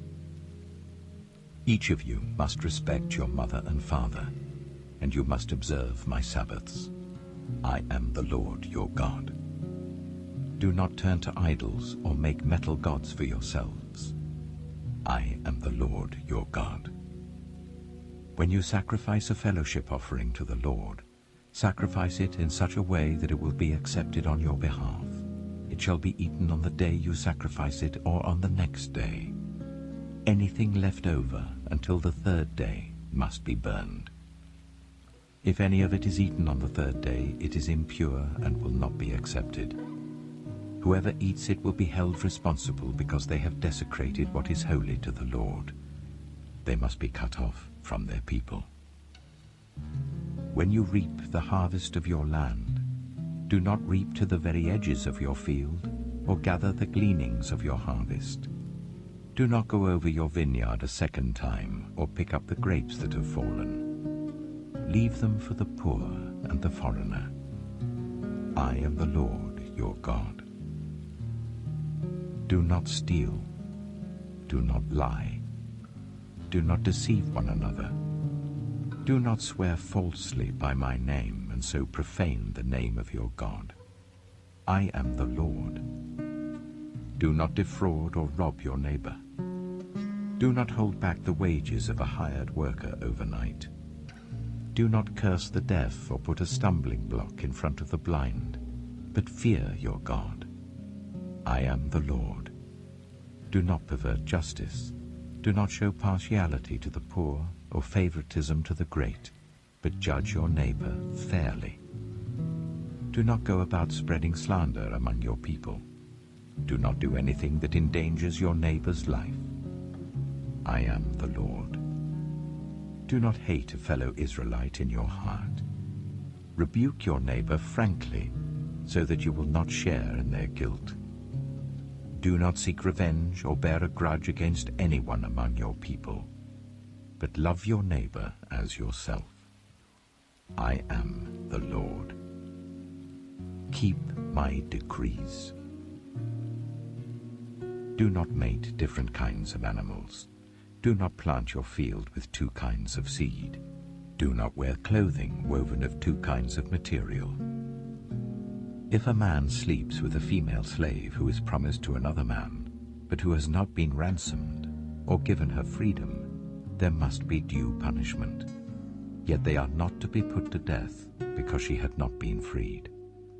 The man, however, must bring a ram to the entrance to the tent of meeting for a guilt offering to the Lord. With the ram of the guilt offering, the priest is to make atonement for him before the Lord for the sin he has committed, and his sin will be forgiven. When you enter the land and plant any kind of fruit tree, regard its fruit as forbidden. For 3 years you are to consider it forbidden. It must not be eaten. In the 4th year, all its fruit will be holy, an offering of praise to the Lord. But in the 5th year, you may eat its fruit. In this way your harvest will be increased. I am the Lord your God. Do not eat any meat with the blood still in it. Do not practice divination or seek omens. Do not cut the hair at the sides of your head or clip off the edges of your beard. Do not cut your bodies for the dead or put tattoo marks on yourselves. I am the Lord. Do not degrade your daughter by making her a prostitute, or the land will turn to prostitution and be filled with wickedness. Observe my Sabbaths and have reverence for my sanctuary. I am the Lord. Do not turn to mediums or seek out spiritists, for you will be defiled by them. I am the Lord your God. Stand up in the presence of the aged. Show respect for the elderly and revere your God. I am the Lord. When a foreigner resides among you in your land, do not ill-treat them. The foreigner residing among you must be treated as your native-born. Love them as yourself, for you were foreigners in Egypt. I am the Lord your God. Do not use dishonest standards when measuring length, weight, or quantity. Use honest scales and honest weights, an honest ephah and an honest hin. I am the Lord your God who brought you out of Egypt. Keep all my decrees and all my laws and follow them. I am the Lord. Leviticus chapter 20. The Lord said to Moses, "Say to the Israelites, any Israelite or any foreigner residing in Israel who sacrifices any of his children to Molech is to be put to death. The members of the community are to stone him. I myself will set my face against him and will cut him off from his people, for by sacrificing his children to Molech, he has defiled my sanctuary and profaned my holy name. If the members of the community close their eyes when that man sacrifices one of his children to Molech, and if they fail to put him to death, I myself will set my face against him and his family, and will cut them off from their people, together with all who follow him in prostituting themselves to Molech. I will set my face against anyone who turns to mediums and spiritists to prostitute themselves by following them, and I will cut them off from their people. Consecrate yourselves and be holy, because I am the Lord your God. Keep my decrees and follow them. I am the Lord who makes you holy. Anyone who curses their father or mother is to be put to death. Because they have cursed their father or mother, their blood will be on their own head.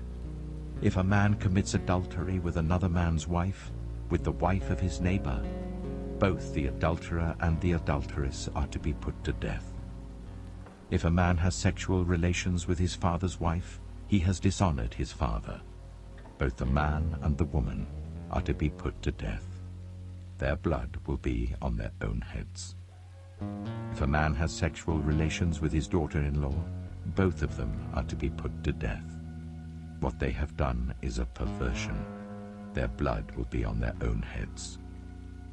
If a man has sexual relations with a man, as one does with a woman, Both of them have done what is detestable. They are to be put to death. Their blood will be on their own heads. If a man marries both a woman and her mother, it is wicked. Both he and they must be burned in the fire, so that no wickedness will be among you. If a man has sexual relations with an animal, he is to be put to death, and you must kill the animal. If a woman approaches an animal to have sexual relations with it, kill both the woman and the animal. They are to be put to death. Their blood will be on their own heads. If a man marries his sister, the daughter of either his father or his mother, and they have sexual relations, it is a disgrace. They are to be publicly removed from their people. He has dishonored his sister and will be held responsible. If a man has sexual relations with a woman during her monthly period, he has exposed the source of her flow, and she has also uncovered it. Both of them are to be cut off from their people. Do not have sexual relations with the sister of either your mother or your father, for that would dishonor a close relative. Both of you will be held responsible. If a man has sexual relations with his aunt, he has dishonored his uncle. They will be held responsible. They will die childless. If a man marries his brother's wife, it is an act of impurity. He has dishonored his brother. They will be childless. Keep all my decrees and laws and follow them, so that the land where I am bringing you to live may not vomit you out. You must not live according to the customs of the nations I am going to drive out before you. Because they did all these things, I abhorred them. But I said to you, you will possess their land. I will give it to you as an inheritance, a land flowing with milk and honey. I am the Lord your God, who has set you apart from the nations. You must therefore make a distinction between clean and unclean animals, and between unclean and clean birds. Do not defile yourselves by any animal or bird or anything that moves along the ground. Those that I have set apart as unclean for you. You are to be holy to me, because I, the Lord, am holy, and I have set you apart from the nations to be my own. A man or woman who is a medium or spiritist among you must be put to death. You are to stone them. Their blood will be on their own heads. Leviticus chapter 21.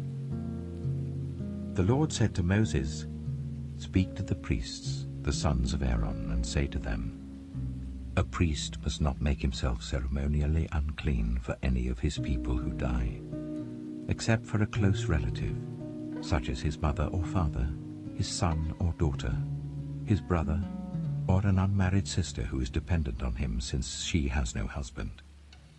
For her he may make himself unclean. He must not make himself unclean for people related to him by marriage, and so defile himself. Priests must not shave their heads, or shave off the edges of their beards, or cut their bodies. They must be holy to their God, and must not profane the name of their God. Because they present the food offerings to the Lord, the food of their God, they are to be holy. They must not marry women defiled by prostitution or divorced from their husbands, because priests are holy to their God. Regard them as holy, because they offer up the food of your God. Consider them holy, because I, the Lord, am holy. I who make you holy.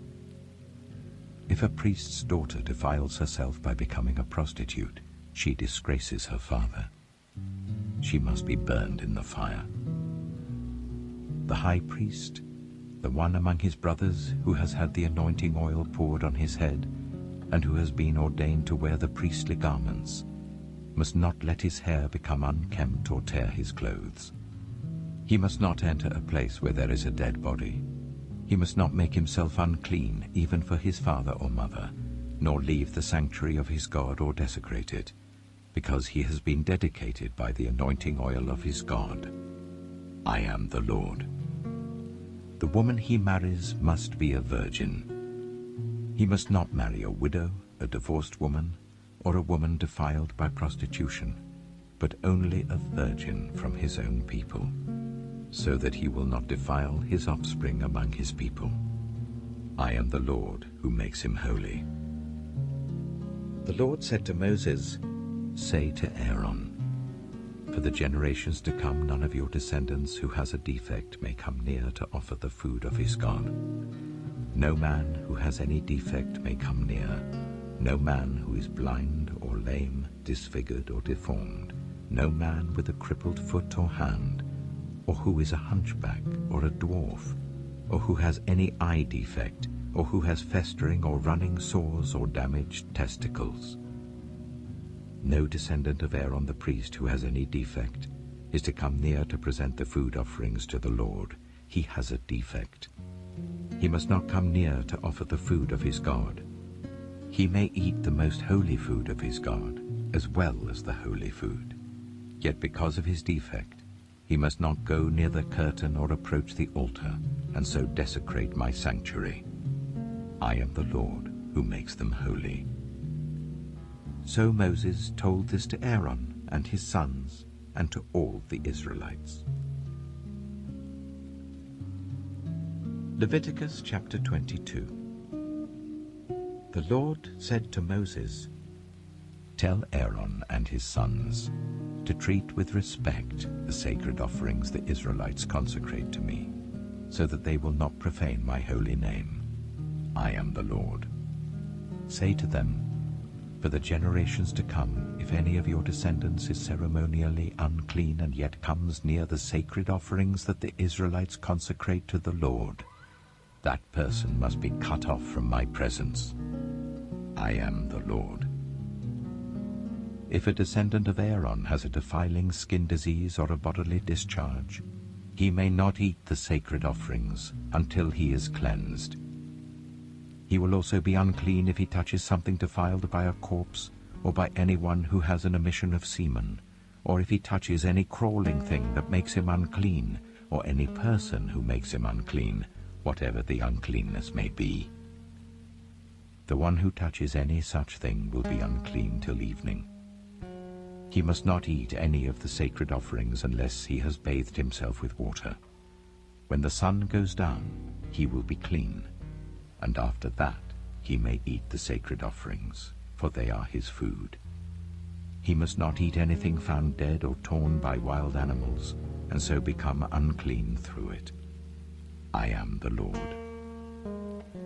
The priests are to perform my service in such a way that they do not become guilty and die for treating it with contempt. I am the Lord who makes them holy. No one outside a priest's family may eat the sacred offering, nor may the guest of a priest or his hired worker eat it.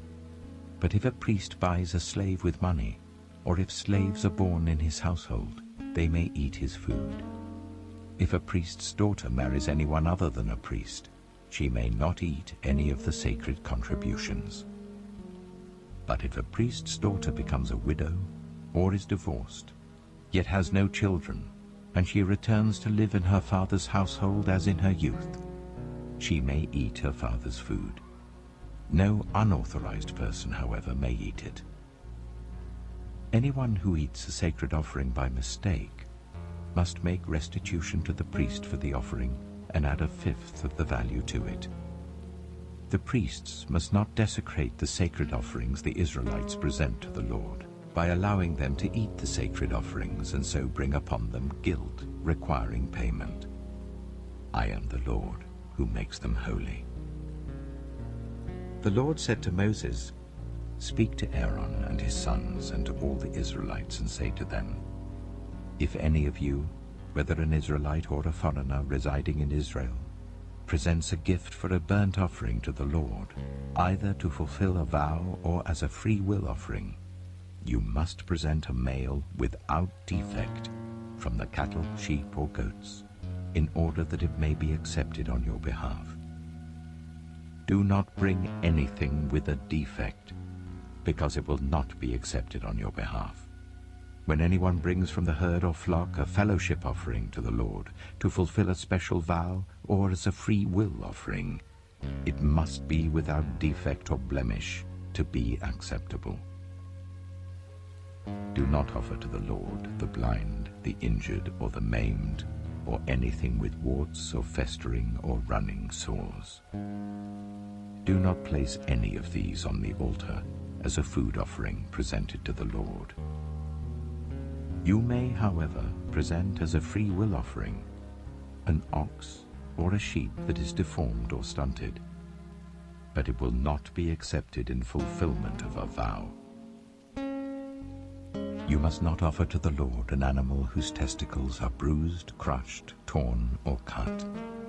You must not do this in your own land, and you must not accept such animals from the hand of a foreigner and offer them as the food of your God. They will not be accepted on your behalf, because they are deformed and have defects. The Lord said to Moses, "When a calf, a lamb, or a goat is born, it is to remain with its mother for 7 days. From the 8th day on, it will be acceptable as a food offering presented to the Lord. Do not slaughter a cow or a sheep and its young on the same day." When you sacrifice a thank offering to the Lord, sacrifice it in such a way that it will be accepted on your behalf. It must be eaten that same day. Leave none of it till morning. I am the Lord. Keep my commands and follow them. I am the Lord. Do not profane my holy name, for I must be acknowledged as holy by the Israelites. I am the Lord, who made you holy, and who brought you out of Egypt to be your God. I am the Lord. Leviticus chapter 23. The Lord said to Moses, "Speak to the Israelites and say to them, These are my appointed festivals, the appointed festivals of the Lord, which you are to proclaim as sacred assemblies. There are 6 days when you may work, but the 7th day is a day of Sabbath rest, a day of sacred assembly. You are not to do any work. Wherever you live, it is a Sabbath to the Lord. These are the Lord's appointed festivals, the sacred assemblies you are to proclaim at their appointed times. The Lord's Passover begins at twilight on the 14th day of the first month. On the 15th day of that month, the Lord's festival of unleavened bread begins. For 7 days you must eat bread made without yeast. On the first day hold a sacred assembly, and do not do any of your ordinary work. For 7 days present a food offering to the Lord, and on the 7th day hold a sacred assembly, and do not do any of your ordinary work. The Lord said to Moses, "Speak to the Israelites and say to them, When you enter the land I am going to give you and you reap its harvest, bring to the priest a sheaf of the first grain you harvest. He is to wave the sheaf before the Lord, so it will be accepted on your behalf. The priest is to wave it on the day after the Sabbath. On the day you wave the sheaf, you must sacrifice as a burnt offering to the Lord a lamb a year old without defect, together with its grain offering of 1/5 of an ephah of the finest flour mixed with olive oil. A food offering presented to the Lord, a pleasing aroma, and its drink offering of 1/4 of a hin of wine. You must not eat any bread, or roasted or new grain, until the very day you bring this offering to your God. This is to be a lasting ordinance for the generations to come, wherever you live. From the day after the Sabbath, the day you brought the sheaf of the wave offering, count 7 full weeks. Count 50 days up to the day after the 7th Sabbath, and then present an offering of new grain to the Lord. From wherever you live, bring 2 loaves made of 1/5 of an ephah of the finest flour, baked with yeast, as a wave offering of first fruits to the Lord. Present with this bread 7 male lambs, each a year old and without defect, 1 young bull and 2 rams. They will be a burnt offering to the Lord, together with their grain offerings and drink offerings, a food offering, an aroma pleasing to the Lord. Then sacrifice 1 male goat for a sin offering and 2 lambs, each a year old, for a fellowship offering.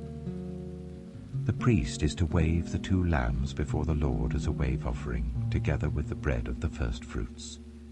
They are a sacred offering to the Lord for the priest. On that same day, you are to proclaim a sacred assembly and not do any ordinary work. This is to be a lasting ordinance for the generations to come, wherever you live. When you reap the harvest of your land, do not reap to the very edges of your field, or gather the gleanings of your harvest. Leave them for the poor and for the foreigner residing among you. I am the Lord your God. The Lord said to Moses, "Say to the Israelites, on the first day of the 7th month, you are to have a day of Sabbath rest, a sacred assembly commemorated with trumpet blasts. Do not do any of your ordinary work, but present a food offering to the Lord." The Lord said to Moses, "The 10th day of this 7th month is the Day of Atonement. Hold a sacred assembly and deny yourselves, and present a food offering to the Lord. Do not do any work on that day, because it is the Day of Atonement, when atonement is made for you before the Lord your God. Those who do not deny themselves on that day must be cut off from their people. I will destroy from among their people anyone who does any work on that day. You shall do no work at all. This is to be a lasting ordinance for the generations to come wherever you live. It is a day of Sabbath rest for you, and you must deny yourselves. From the evening of the 9th day of the month until the following evening, you are to observe your Sabbath."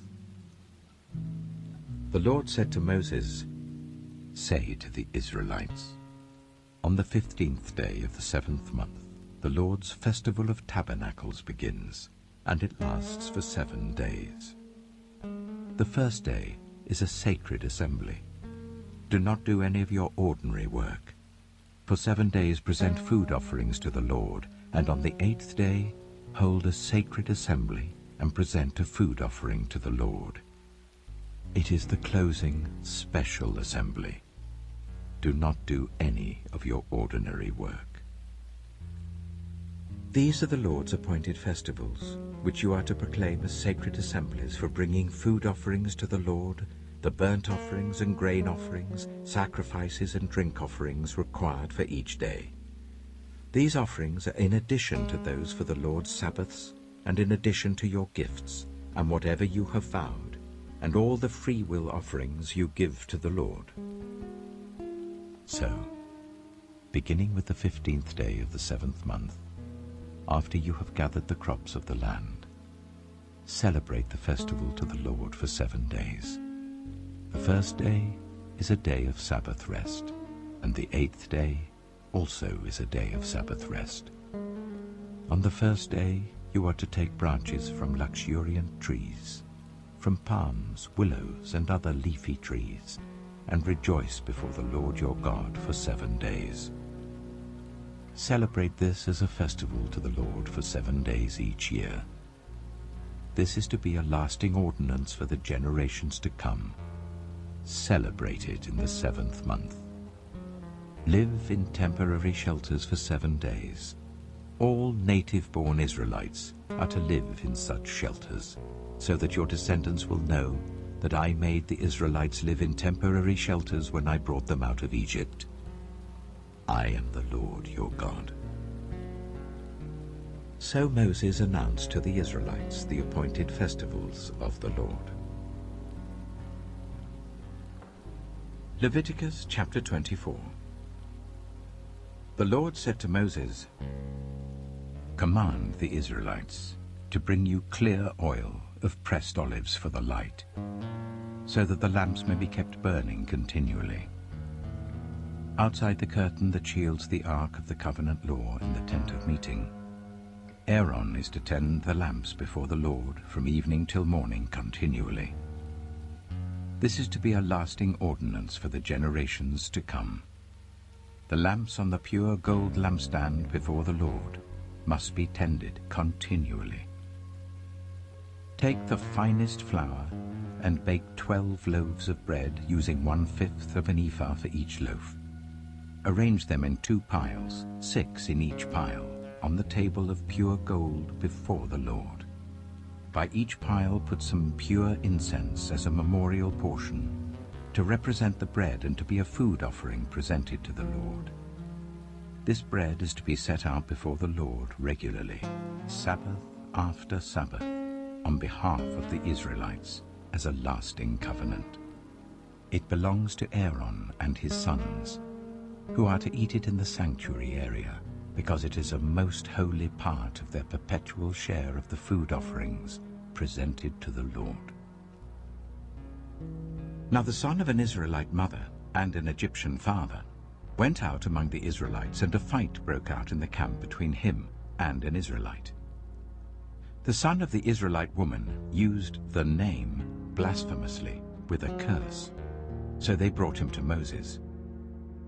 His mother's name was Shelomith, the daughter of Dibri the Danite.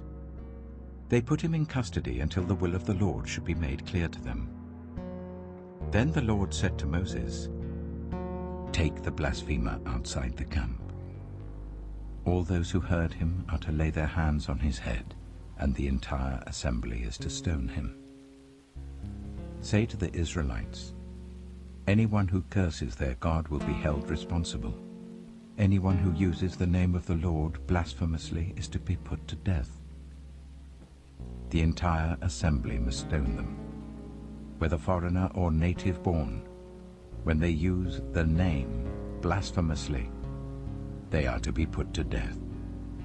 Anyone who takes the life of a human being is to be put to death.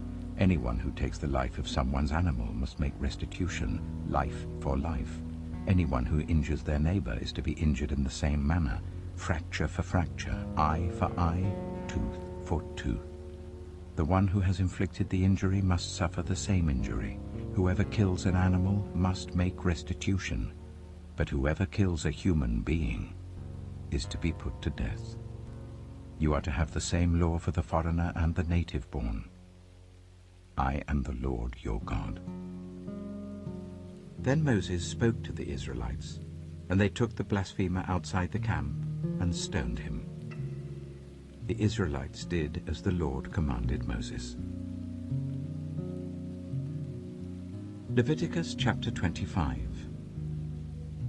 The Lord said to Moses at Mount Sinai, "Speak to the Israelites and say to them, when you enter the land I am going to give you, the land itself must observe a Sabbath to the Lord. For 6 years sow your fields, and for 6 years prune your vineyards and gather their crops.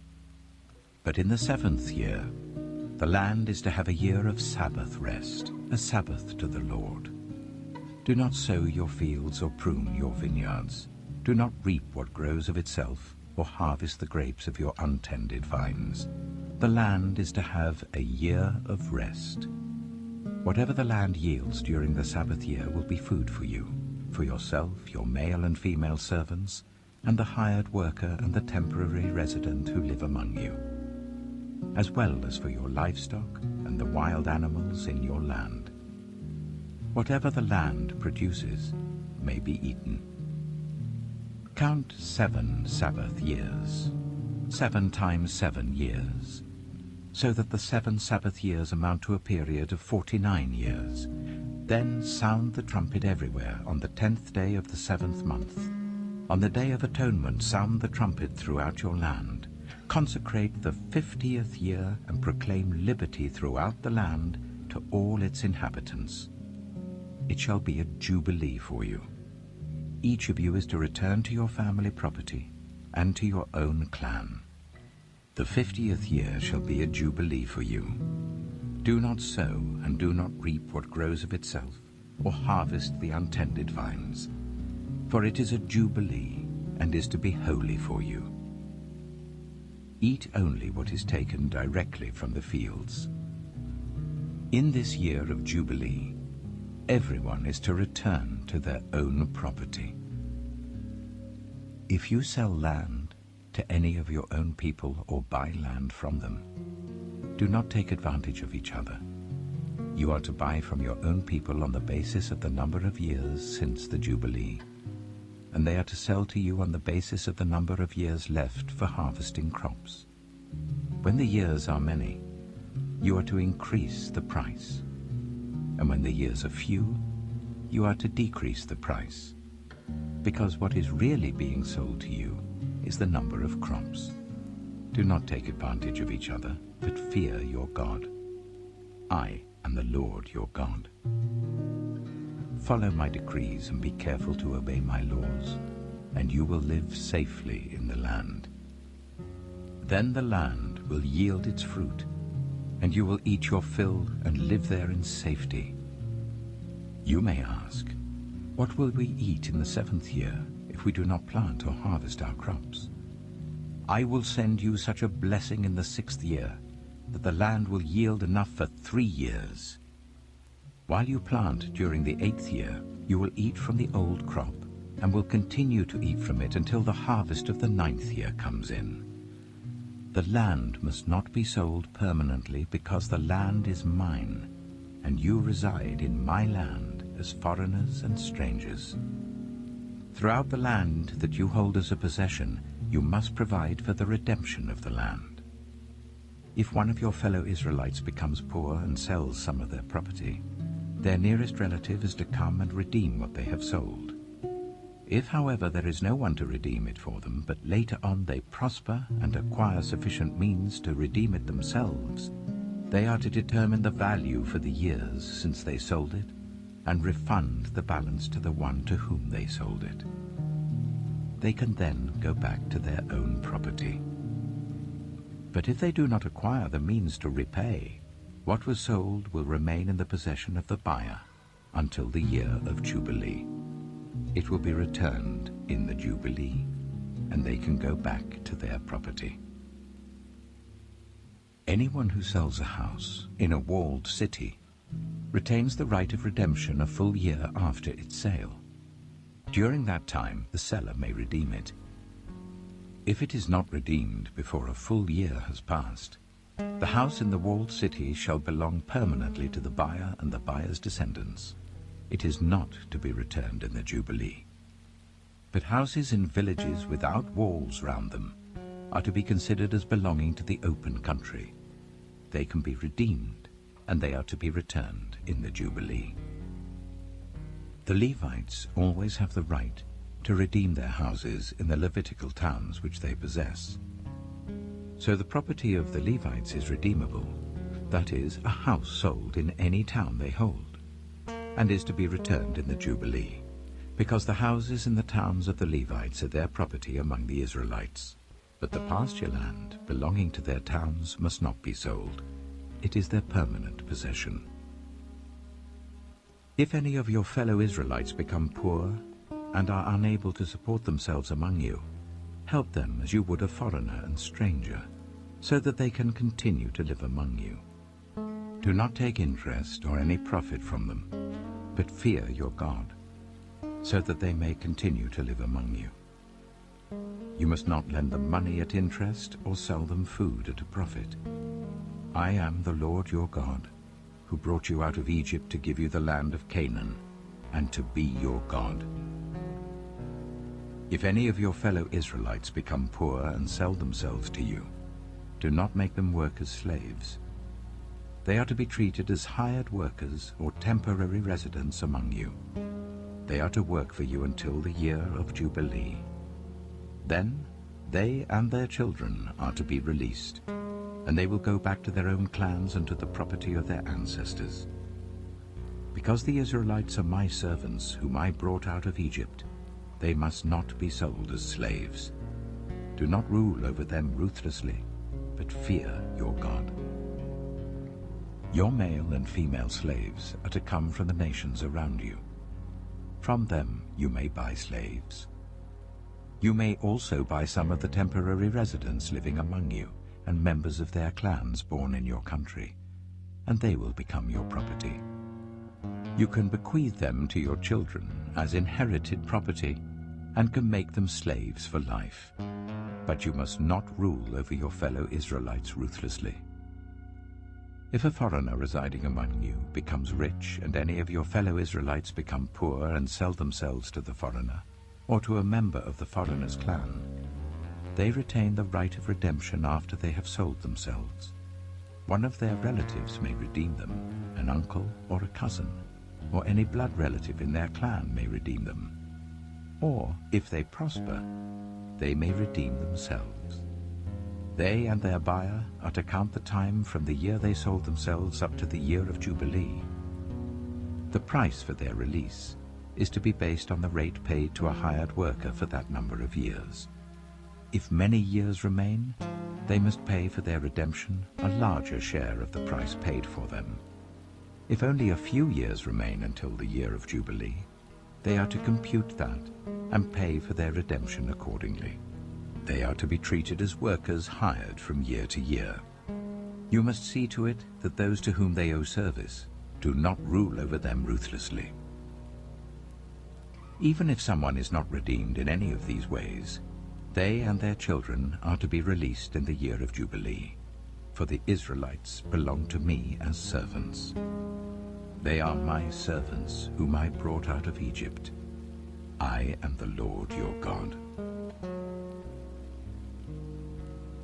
Leviticus chapter 26.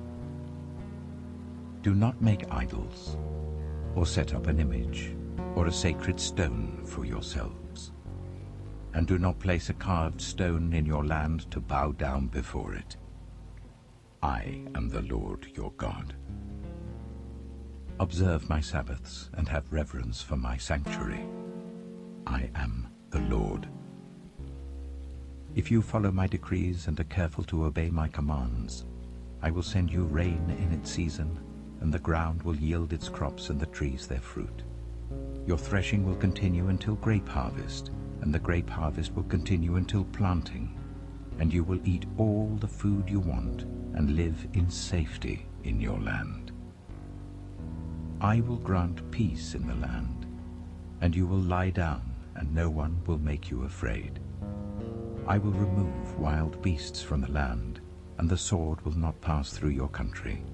You will pursue your enemies, and they will fall by the sword before you. 5 of you will chase 100, and 100 of you will chase 10,000, and your enemies will fall by the sword before you. I will look on you with favor and make you fruitful and increase your numbers, and I will keep my covenant with you. You will still be eating last year's harvest when you will have to move it out to make room for the new. I will put my dwelling place among you, and I will not abhor you. I will walk among you and be your God, and you will be my people. I am the Lord your God, who brought you out of Egypt so that you would no longer be slaves to the Egyptians. I broke the bars of your yoke and enabled you to walk with heads held high. But if you will not listen to me and carry out all these commands, and if you reject my decrees and abhor my laws and fail to carry out all my commands and so violate my covenant, then I will do this to you. I will bring on you sudden terror, wasting diseases, and fever that will destroy your sight and sap your strength. You will plant seed in vain, because your enemies will eat it. I will set my face against you, so that you will be defeated by your enemies. Those who hate you will rule over you, and you will flee even when no one is pursuing you.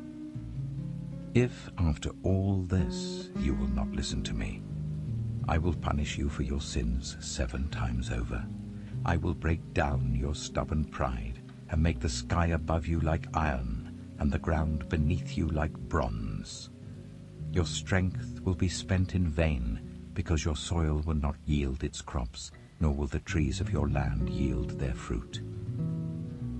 If you remain hostile towards me and refuse to listen to me, I will multiply your afflictions 7 times over as your sins deserve. I will send wild animals against you, and they will rob you of your children, destroy your cattle, and make you so few in number that your roads will be deserted. If, in spite of these things, you do not accept my correction but continue to be hostile towards me, I myself will be hostile towards you, and will afflict you for your sins 7 times over. And I will bring the sword on you to avenge the breaking of the covenant. When you withdraw into your cities, I will send a plague among you, and you will be given into enemy hands. When I cut off your supply of bread, 10 women will be able to bake your bread in one oven, and they will dole out the bread by weight. You will eat, but you will not be satisfied.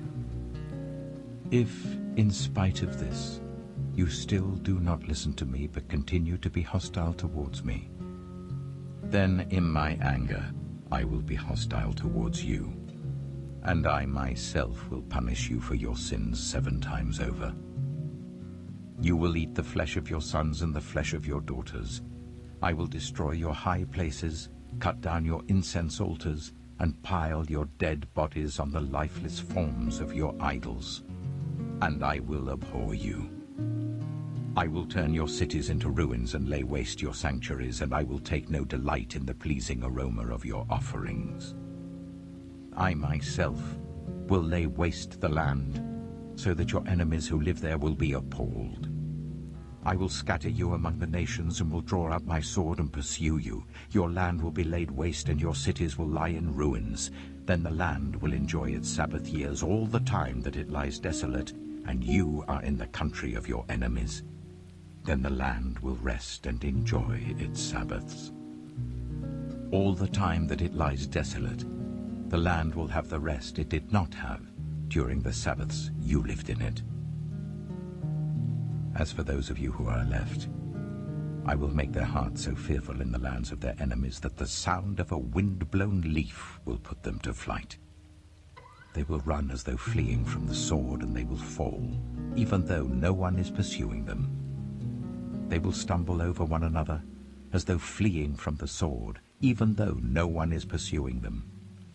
So you will not be able to stand before your enemies. You will perish among the nations. The land of your enemies will devour you. Those of you who are left will waste away in the lands of their enemies because of their sins. Also because of their ancestors' sins, they will waste away. But if they will confess their sins and the sins of their ancestors, their unfaithfulness and their hostility towards me, which made me hostile towards them, so that I sent them into the land of their enemies, then, when their uncircumcised hearts are humbled and they pay for their sin, I will remember my covenant with Jacob and my covenant with Isaac and my covenant with Abraham, and I will remember the land. For the land will be deserted by them, and will enjoy its Sabbaths while it lies desolate without them. They will pay for their sins because they rejected my laws and abhorred my decrees. Yet, in spite of this, when they are in the land of their enemies, I will not reject them or abhor them, so as to destroy them completely, breaking my covenant with them. I am the Lord their God. But for their sake I will remember the covenant with their ancestors, whom I brought out of Egypt in the sight of the nations to be their God. I am the Lord. These are the decrees, the laws, and the regulations that the Lord established at Mount Sinai between himself and the Israelites through Moses. Leviticus chapter 27. The Lord said to Moses, "Speak to the Israelites and say to them, if anyone makes a special vow to dedicate a person to the Lord by giving the equivalent value, set the value of a male between the ages of 20 and 60 at 50 shekels of silver, according to the sanctuary shekel. For a female, set her value at 30 shekels. For a person between the ages of 5 and 20, set the value of a male at 20 shekels and of a female at 10 shekels. For a person between 1 month and 5 years, set the value of a male at 5 shekels of silver, and that of a female at 3 shekels of silver. For a person 60 years old or more, set the value of a male at 15 shekels, and of a female at 10 shekels. If anyone making the vow is too poor to pay the specified amount, the person being dedicated is to be presented to the priest, who will set the value according to what the one making the vow can afford. If what they vowed is an animal that is acceptable as an offering to the Lord, such an animal given to the Lord becomes holy. They must not exchange it or substitute a good one for a bad one, or a bad one for a good one. If they should substitute one animal for another, both it and the substitute become holy. If what they vowed is a ceremonially unclean animal, one that is not acceptable as an offering to the Lord, the animal must be presented to the priest, who will judge its quality as good or bad. Whatever value the priest then sets, that is what it will be. If the owner wishes to redeem the animal, a fifth must be added to its value. If anyone dedicates their house as something holy to the Lord, the priest will judge its quality as good or bad. Whatever value the priest then sets, so it will remain. If the one who dedicates their house wishes to redeem it, they must add a fifth to its value, and the house will again become theirs. If anyone dedicates to the Lord part of their family land, its value is to be set according to the amount of seed required for it, 50 shekels of silver to a homer of barley seed. If they dedicate a field during the year of Jubilee, the value that has been set remains. But if they dedicate a field after the Jubilee, the priest will determine the value according to the number of years that remain until the next year of Jubilee, and its set value will be reduced. If the one who dedicates the field wishes to redeem it, they must add a fifth to its value, and the field will again become theirs. If, however, they do not redeem the field, or if they have sold it to someone else, it can never be redeemed. When the field is released in the Jubilee, it will become holy, like a field devoted to the Lord. It will become priestly property. If anyone dedicates to the Lord a field they have bought, which is not part of their family land, the priest will determine its value up to the year of Jubilee, and the owner must pay its value on that day as something holy to the Lord. In the year of Jubilee, the field will revert to the person from whom it was bought, the one whose land it was. Every value is to be set according to the sanctuary shekel, 20 gerahs to the shekel. No one, however, may dedicate the firstborn of an animal, since the firstborn already belongs to the Lord. Whether an ox or a sheep, it is the Lord's. If it is one of the unclean animals, it may be bought back at its set value, adding a fifth of the value to it. If it is not redeemed, it is to be sold at its set value. But nothing that a person owns and devotes to the Lord, whether a human being or an animal or family land, may be sold or redeemed. Everything so devoted is most holy to the Lord. No one devoted to destruction may be ransomed. They are to be put to death. A tithe of everything from the land, whether grain from the soil or fruit from the trees, belongs to the Lord. It is holy to the Lord. Whoever would redeem any of their tithe must add a fifth of the value to it.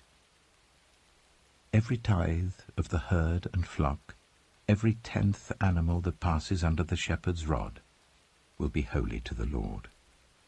No one may pick out the good from the bad or make any substitution.